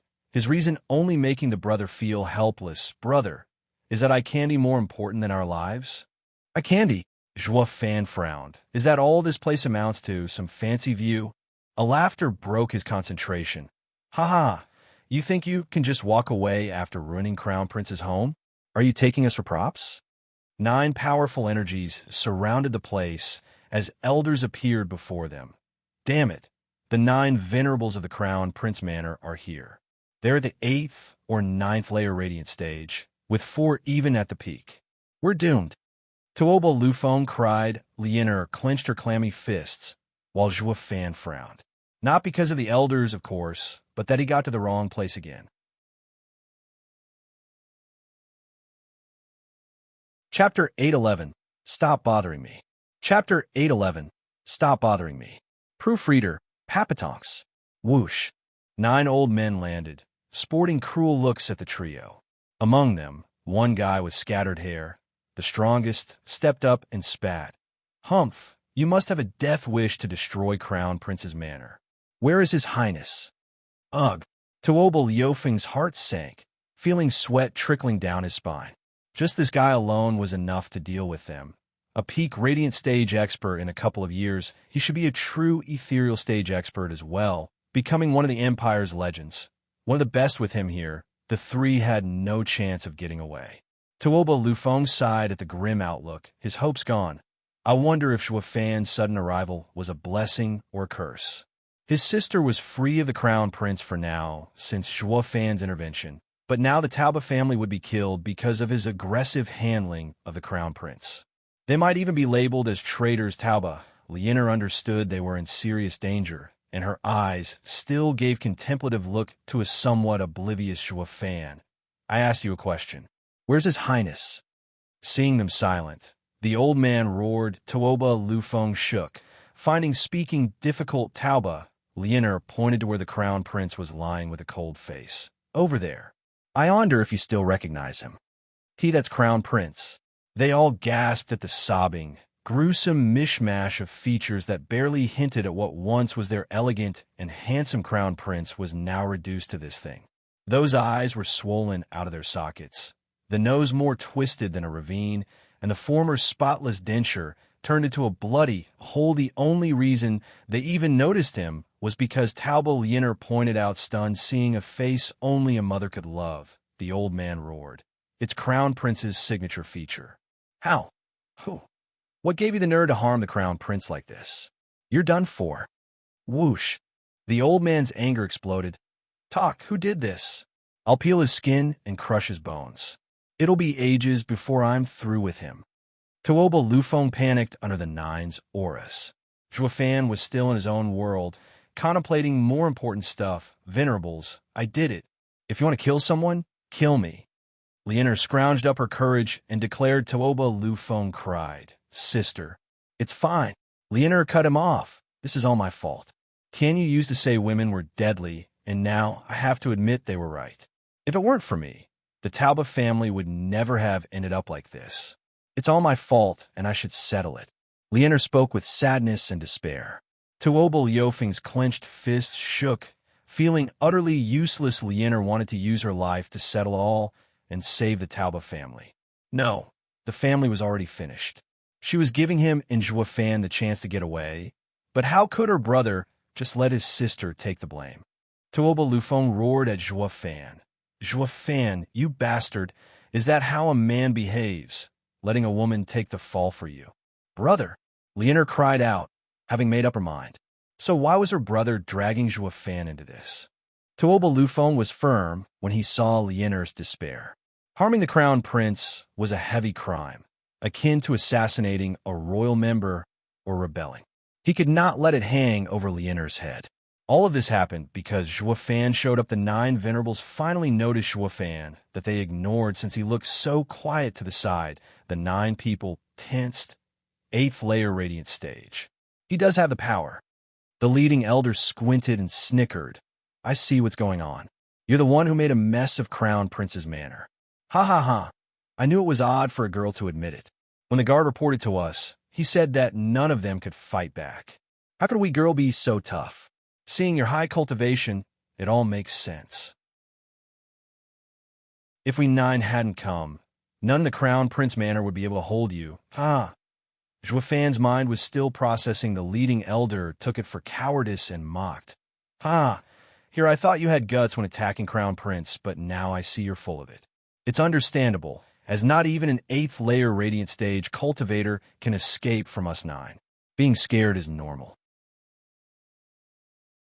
But to have a girl take the blame for you, talk about useless, huh? The other 8 looked at Zhuofan with the same disdain as their leader, Sir Zhuo. I brought the snow lotus seeds. A whoop of joy sounded in the distance. 6th Prince skipped over to Zhuofan. In excitement, Zhuofan woke up at last, staring only at the 6th Prince's figure. Took you long enough. Hurry up and throw them in. I want to see just how fancy this thing is. Ugh. The mockery was stuck in the 9 elders' throats. Seeing him ignore them, the 2 soon joined and started throwing seeds into the lake while watching for any signs. The elders' faces sank. For God's sake, here we thought he was scared when in fact he didn't give a damn about us. He's toying with us. Boy, don't think that your high cultivation is enough to do what you want in Xuanrong. You ruined Crown Prince Manor, and I'll have you pay for that. 6th Prince, I heard this is eye candy. Isn't that so average? Sir Zhuo, this is a true marvel, I promise. It's a true rare spectacle in this world that won't disappoint. Oh, I'm relieved. Let's just watch. Zhuofan and 6th Prince were curious about the lake, even ignoring the elders' raving curses, blatant disregard. That was what this was. The old man's face twitched as he barked. Let's get this damn faker, man. I want him dead. Yes, sir. The other elders bowed and shot for Zhuofan. Their mighty auras, filled with bloodthirst, covered the sky. Lianer cried, "Look out, Zhuofan." Oh no. The bloodthirst is affecting the lake, and it's too scared to react. The 6th Prince shivered and cried. Zhuofan's face twitched, and his face sank. Turning around and seeing the incoming 8 elders, he roared, "Damn geezers, stop bothering me." Who? A mighty gale shot out that went through the 8 elders. The old men lost their lives before even knowing what happened, slumping to the ground like a ton of bricks. Tuoba Lufeng and Lianer were shell-shocked. What was that? Bang! A crisp sound echoed, and the leading elder felt his legs soften, kneeling on the ground. He was in the lead when the gale had struck him as well. Now he looked deathly pale and overcome with horror. In no way. That soul impact. An ethereal stage expert. Zhuofan went back to his problem, the lake. He asked, 6th Prince, now it's quiet. Will it show up? Yes, soon. 6th Prince grinned. The 2 looked like they came to sightsee. They were calm, and the mood was calm too. Finally, only Tuoba Lufeng, Lianer, and the surviving elder looked at Zhuofan with fear.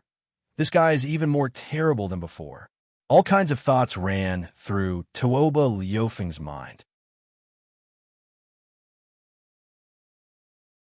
Chapter 812, Flower Fairy. Chapter 812, Flower Fairy. Proofreader, Papatonks. 15 minutes later, the still lake rippled. The snow lotus seeds floated inside, releasing bubbles. As each bubble burst, the seed below, it was gone. The ripples became more and more numerous. Zhuofan looked focused, watching as flowers floated to the water surface from deep below, swaying in the sunlight. A total of 1,000 flowers appeared, moving about as if they were dancing. Zhuofan's eyelid twitched, looking straight at the 6th Prince. The prince was smug. Well, Sir Zhuo, isn't it fab? Zhuofan nodded. If it were only a couple of flowers having spirituality, it wouldn't be much. Maybe it was something related to their species. But with 1,000 different flowers all showing the same reaction, living at the bottom of the lake, Now, that was different. Just what was the deep hiding for such a scene to occur? Is there really a whirlwind tunnel in here? Joie Fan asked the sixth prince. You just say this won't be just some eye candy, a fancy view. What did you mean by that? Well, the sixth prince wiggled his eyebrow with a vague smile. Revival, something I bet not even Sir Joie has ever experienced. Revival? Joie Fan frowned, understanding his thoughts. The sixth prince skipped over to the ghastly-looking crown prince. My elder brother is the perfect candidate for Sir to witness this event. Sixth prince grabbed snow lotus seeds and threw them high, shouting, Eat it, flower fairy! Bang! With a loud burst, the lake exploded, with a water sprout jutting out and wiggling in the air to catch them all. Then it shot back into the lake, sending a shower of fine water droplets. Each drop released a faint golden glow in contact with anything. When they touched the crown prince, one could see how, with every drop, his disfigured face was recovering. Even his teeth grew back, even the somewhat far Tuoba Lufeng, who the golden glow did not reach, was healed in moments. Joie Fan was looking inquisitively, hand on his chin. Quick recovery along the lines of my returning dragon's roar, if not stronger. Sir Joel, isn't it amazing? The sixth prince grinned. The crown prince shot to his feet, looking at Joie Fan with fear. Then he scurried away, wanting nothing to do with him. Joie Fan nodded, taking one step to pop in the crown prince's face. He grabbed his skull, cracking it on some random rock, and giving him that revolting look again before throwing him to the ground. W.I. The crown prince wailed, his bloody and toothless mouth straining to speak. I didn't do or say anything. So why? The sixth prince was curious as well. Joie Fan shrugged. It'll be more peaceful without his bullshit poisoning the air again. This works. The sixth prince started. The crown prince cried, filled with grief. Yes, this worked like a charm. While the Tauba siblings looked at Joie Fan in silence, he was the only one running his mouth and showing off. His Highness had been a victim to maltreatment twice now, at the hand of the same demon. Yet the second time made no sense. This was just not Crown Prince's day. He got beaten in his own home, and twice on top of that. Ignoring the others, Joie Fan stared at the lake, then at the 8 dead elders. It was obvious the golden glow was not capable of true revival, only good at healing, just that it was far stronger than most pills. With them having their soul crushed, there was no way to make a comeback. Next was finding out where this golden glow came from. Joie Fan lifted his right hand, covered in a red and brutal glow-chilling arm. Joie Fan flicked his hand right at the lake boom. The motion was that of a savage sword, splitting the lake in two. The water towered up to 300 meters as it rumbled to the sides. It left the lake bed completely exposed. Sir Joie, what are you doing? The sixth prince was shocked by his action. Joie Fan spoke, checking what's below. But there should be nothing there. The sixth prince sighed. Ever since discovering this marvel, elder brother had sent people down there, but found nothing. Joie Fan stared hard at it, then said, Just because they failed, that doesn't mean I will too. Something odd is going on here. Squinting, Joie Fan's soul covered the lake, feeling every nook and cranny, with no results. Is there really nothing? Just then, when he was about to give up, he felt something to one side, focusing on the spot. Joie Fan still got nothing home. Then it happened again.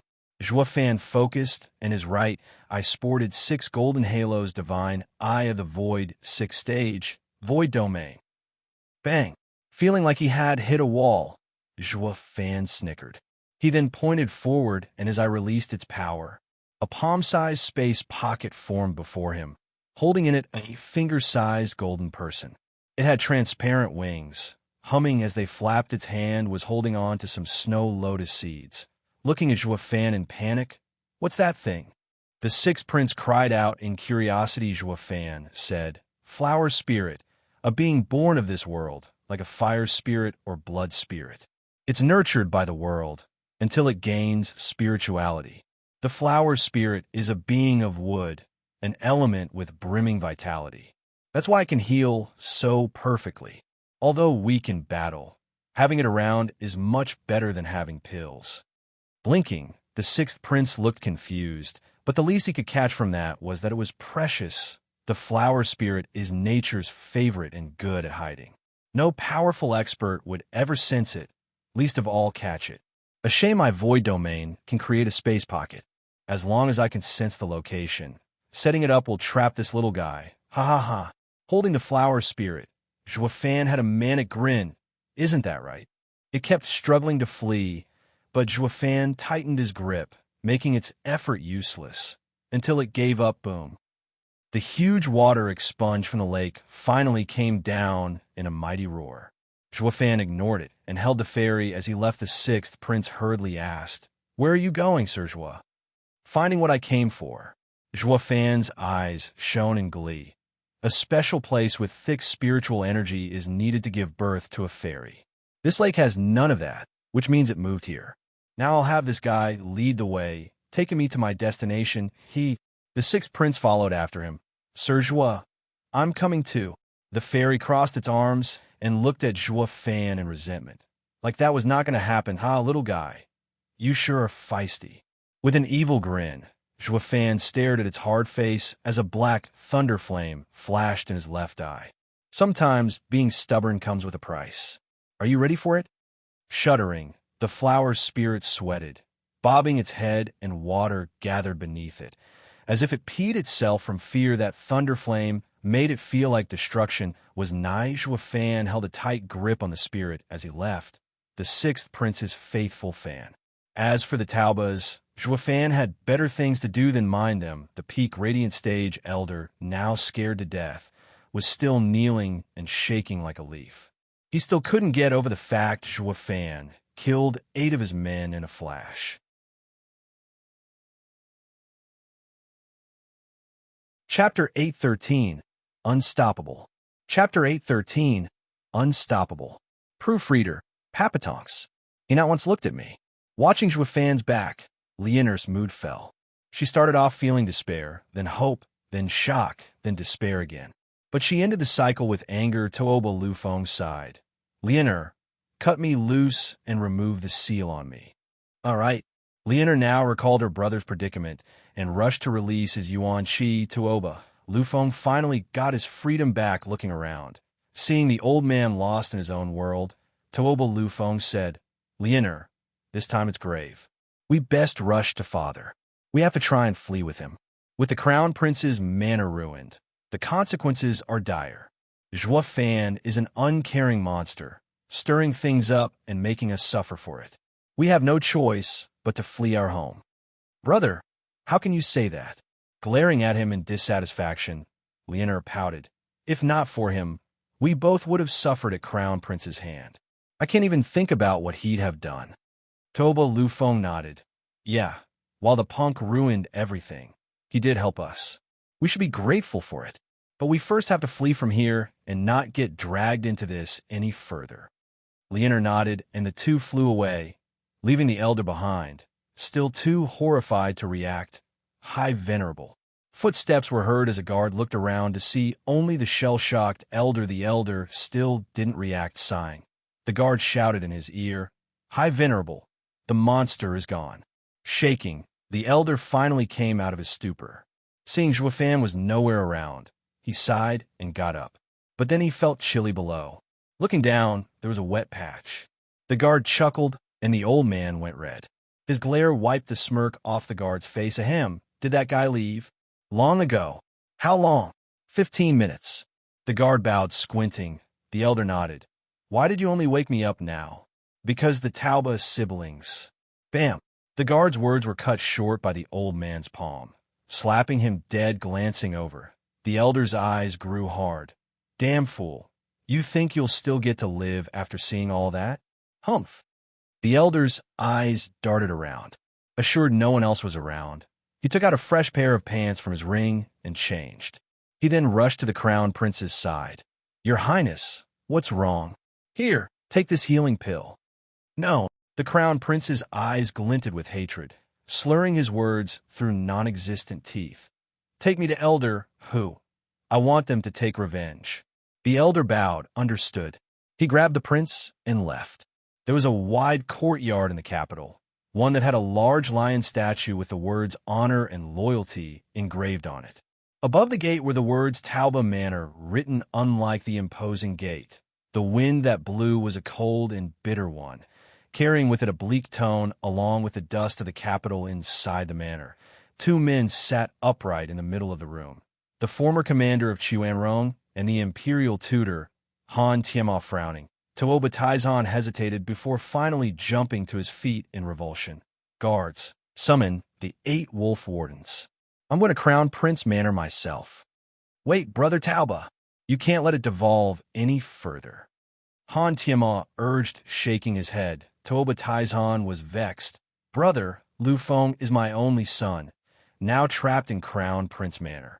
How am I supposed to calm down when His Highness is capable of anything? No matter how restless you are, you can't just go with the city guards.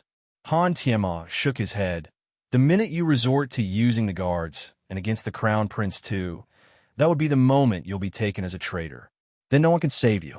Let's say you get to mobilize all the men. What then?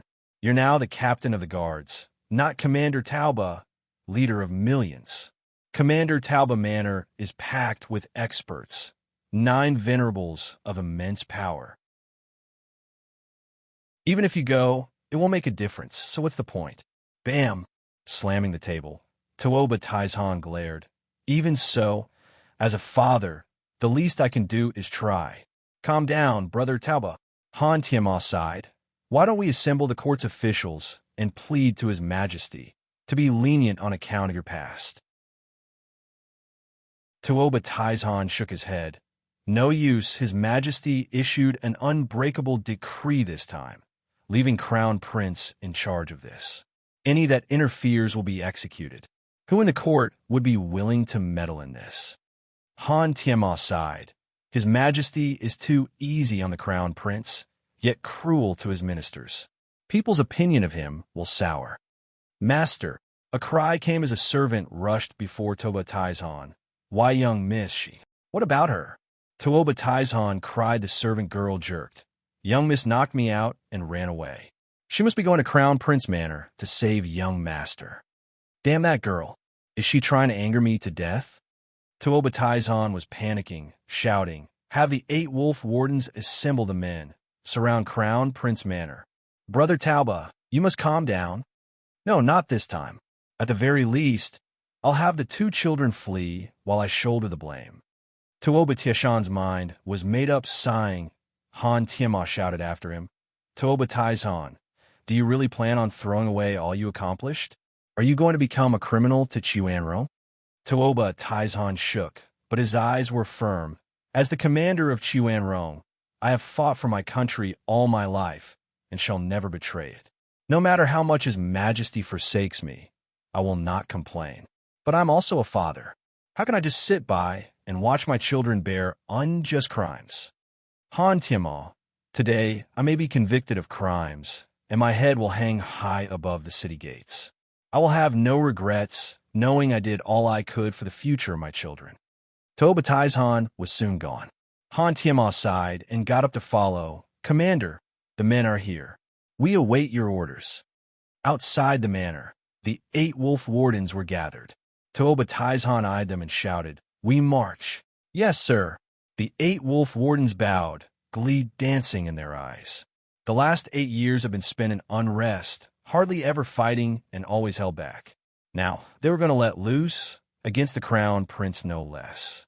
Yet they were still joyful. It was their honor to serve under the commander. Wait, Tooba Taizhan. Han Tianma caught up. Tooba Taizhan didn't even look back. My mind is set.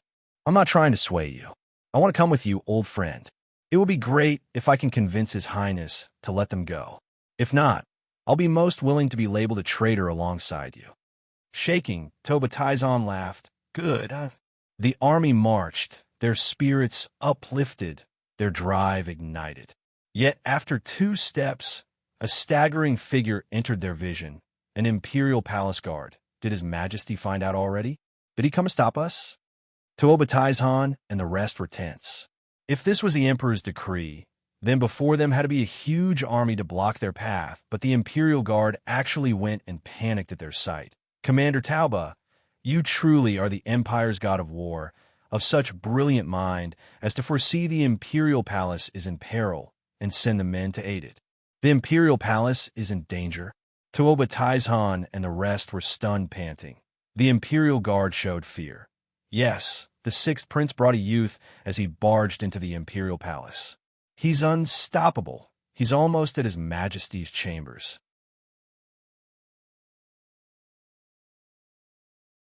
Chapter 814. Assaulting the Imperial Palace. Chapter 814. Assaulting the Imperial Palace. Proofreader, Papatonks. Boom. Waves upon waves of Imperial guards poured out of the palace gates, only to be blown away by rumbling explosions as pieces of their former selves with a constant drizzle of blood going on. It marked the dark and cruel end of tens of thousands of soldiers. Zhuo Fan flicked his red right fist and looked uncaringly at the flower spirit held tightly in his left. It was like he was out mowing a lawn or something and not butchering people. Which way is it this time? Don't try to play me, you pint. Shuddering in fear, the flower spirit shook its head and pointed at a large wall. Boom. Another rumble sounded.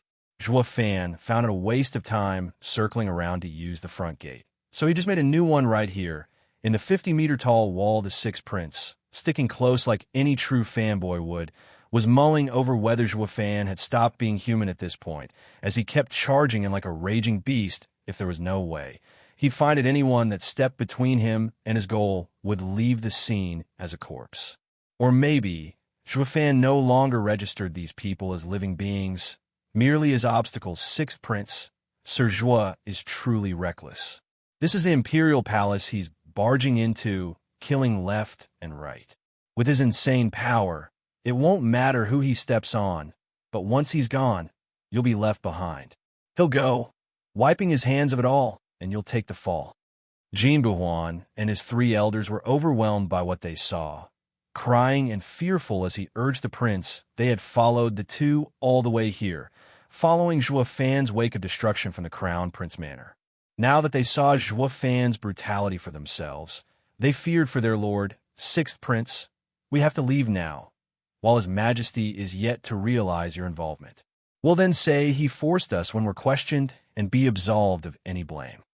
Sixth prince was thinking, but he snapped, Humph, Sir Zhuo is my honored guest. I said I'll take him to what he's searching, and that's what I'll do. Since it's about to be found, I will accompany Sir Zhuo to confirm this. If you're scared, you're welcome to leave. Flicking his sleeves, sixth prince huffed and shooed the four away as he caught up to Zhuo Fan with a chuckle. Sir Zhuo, wait for me. This is insane, Jin Buhuan sighed, but then decided to hell with it. Then he went after as well. Sixth prince was their lord. After all, Zhuo Fan stepped through anything that came before him, men or stone. With a few men following behind him with worry, what would they do once Zhuo Fan walked away? Sixth prince didn't look to have given this problem much thought, always beaming as he watched his idol at work. Why, Your Majesty, the criminal is just 1,000 meters away. I beg Your Majesty to flee. Why, Your Majesty, he is at 800 meters. Please flee, Your Majesty. Your Majesty, in a tranquil garden. The peace was broken as all kinds of nervous voices shouted. The imperial guards just kept on coming one after the other, fully distraught and panicking as they reported what they said was almost always the same, that the criminal was getting closer and they could not stop it. The people in the palace were afraid now, but also suspicious. Where did such a freak come from all of a sudden? When did Chuanrong mess with such a godly expert? None could make sense of it, not even the emperor in his golden robe. He was now frowning, stressed out by the sudden and brutal development.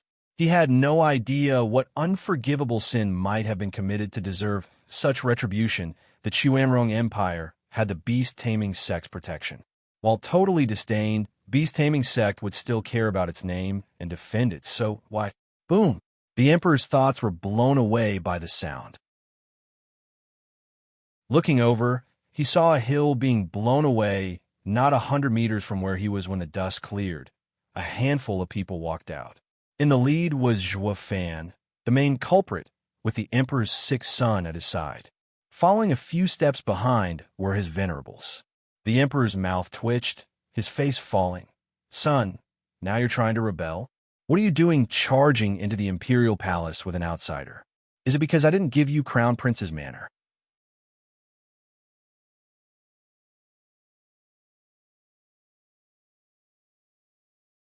Chapter 8:15, Secret Path.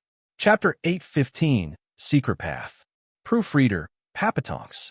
Your Majesty, I don't think he would do that himself. Tuoba Taizhan shook his head, turning back to Zhuofan and shouting, Zhuofan, since you had the nerve to barge into Chuanrong imperial capital, I, as its captain of the guards, shall arrest you. Father! Tuoba Taizhan started to shout, turning to see his son and daughter shaking their heads. Father, that's the worst thing you could possibly do. He's more savage than before. Confused, Tuoba Taizhan scratched his head. Once bitten, twice shy? The last time we only lost against an army. But now he's all alone against all of us. You're telling me I still can't take him? Father, don't look down on him just for being alone. He'll still mow us down. The Tauba siblings knew what he was thinking, constantly shaking their heads. Tuoba Taizhan was still perplexed as to why, is the destroyer of Crown Prince's manor here? For figures landed, Elder Who, he's the one. The Crown Prince's High Venerable carried the better-than Crown Prince as he bowed. Before a muscled youth, the Crown Prince crawled higher on the High Venerable's back and cursed when he saw Zhuofan. Elder Who, he's the one. Kill him. With me here, all will be over soon. The man turned to Zhuofan and then widened his eyes, roaring, You again, brat. Zhuofan was perplexed. Another youth next to Elder Who stomped hard as his features twisted. Rotten punk, I guess you don't recognize us now, but we certainly do. After that loss, we vowed that one day we'll pull every bone from your body and make you experience pain like no other. Who thought that today will be the day we'll do it? No one will save you now. Not even heaven itself. The man cackled, releasing his mighty aura and making even High Venerable shake in fear. This is the power of an ethereal stage expert. So strong. Elder Lang, you have something with the kid too? The High Venerable asked. Great, now old and new grievances will be washed away today. Elder Lang's eyes were bloodshot. Humph, just a grievance? That day in Tianyu, he ruined my body. Who? He didn't finish as a whistling sound was heard, followed by a large scarlet dragon claw grabbing all four of them. The four struggled for nothing, as even their souls were stuck in the draconic grip. Elder Whose eyes bugged out. What is this? Soul? You're a radiant stage cultivator. How can you form soul? Why is it so strong? The scarlet dragon claw came from behind Zhuofan like a third hand. Zhuofan looked annoyed right now. Since you survived, keep your nose down. Why the hell are two fleas coming to buzz in my ears about old times? Bam! The dragon claw clenched and the four exploded in a shower of blood. Splattering on everyone around. The victims had no chance to even wail their demise, destroyed in body and soul, including the two ethereal stage cultivators. The witnesses were speechless. Two ethereal stage experts and a peak radiant stage cultivator were squashed like bugs. Tuoba Taizhan looked from his children to Zhuofan. Now understanding their fear, Zhuofan was no longer human to be able to kill ethereal stage experts so easily. The 8 wolf wardens faltered and shivered. Zhuofan was worlds above them even before. Alone, they were no match for Zhuofan. But using human wave tactics, they could stall him. Something impossible right now. Zhuofan was beyond their reach. An eerie silence fell. Everyone regarded Zhuofan with fear. An ethereal stage expert was seen as a god by these people, but they died all the same in the easiest manner possible. Taking back the claw, Zhuofan returned to his calm demeanor. Sixth Prince, this pint is pointing at that hill. Is there something off about it? Shouldn't be. That is a view I often visited when I was small. It should be fine. The sixth prince was puzzled as he looked around. Zhuofan inspected his surroundings and smiled. So it's a concealing array, one powered by sacred stones. No wonder it's hard to see. But what's it hiding? Void annihilation. With a creepy smile, Zhuofan's right eye flashed golden twice rumble. Something broke then, and everyone's view changed. It was like a mirror had just suffered a crack and started crumbling, and vanishing before them was a pitch-black cave in the hill. The flower fairy pointed right at it, grinning. Zhua Fan walked forward, but a shout came, "Wait, sir!" Zhua Fan started and turned to the speaker, the Chuanrong Emperor. Only this time, the Emperor had lost his panicking look, turning grave. "Sir, no matter who you are, if you go in, you may not come back. This barrier is Chuanrong's shame and also a catalyst. You shouldn't have broken it. No one can stop me from getting what I want. Thanks for the reminder." Zhua Fan walked forward without hesitation and jumped in. The sixth prince followed him. But the emperor shouted, "Son, imperial father, actually I knew of this place long ago." The sixth prince smiled, his eyes sharp. "This is our empire's shame and the imperial family's disgrace. One day this barrier would have been lifted, only no one dared to. But I believe Sir Zhua would be the one to break everything. I have seen his might in the Double Dragon Gathering. He's not like those hypocrites." The sixth prince jumped and the emperor wanted to stop him, but could only sigh as he was too late. Tuoba Taizhan was puzzled. "Your Majesty, what's in there?" "What?" "Old Commander Tauba. If they don't come out, take your men and run, or they would destroy." The emperor sighed and shook his head. "Who's they?" Whoosh. However, a figure flashed by, and Lianer jumped right in. Tauba Lianer rushed after her. Lianer, for people had just gone into the dark cave.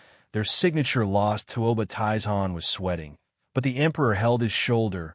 "Old Commander, it's all up to luck now." Seeing how easy the man killed 2 ethereal stage experts, "I hope he will be able to bring everyone back. Then, I wish for Commander Tauba to take my son and go." Shaking, Tuoba Taizhan looked at the emperor, lost, his face grave. "Why would his majesty ask me to flee with his son? Is the enemy, your majesty, Crown Prince's body? Feed it to the dogs." The emperor's eyes were filled with hatred. Tuoba Taizhan was shocked more than ever. Meanwhile, Zhua Fan landed in the cave, and all he saw was a winding path through the earth. The flower spirit pointed onward, and Zhua Fan nodded, but then he heard a shout from above, and Zhua Fan shook his head. Sidestepping, he witnessed 3 mighty thumps as 3 people landed hard on their rear. You're tuning in to the Warrior Lore YouTube channel.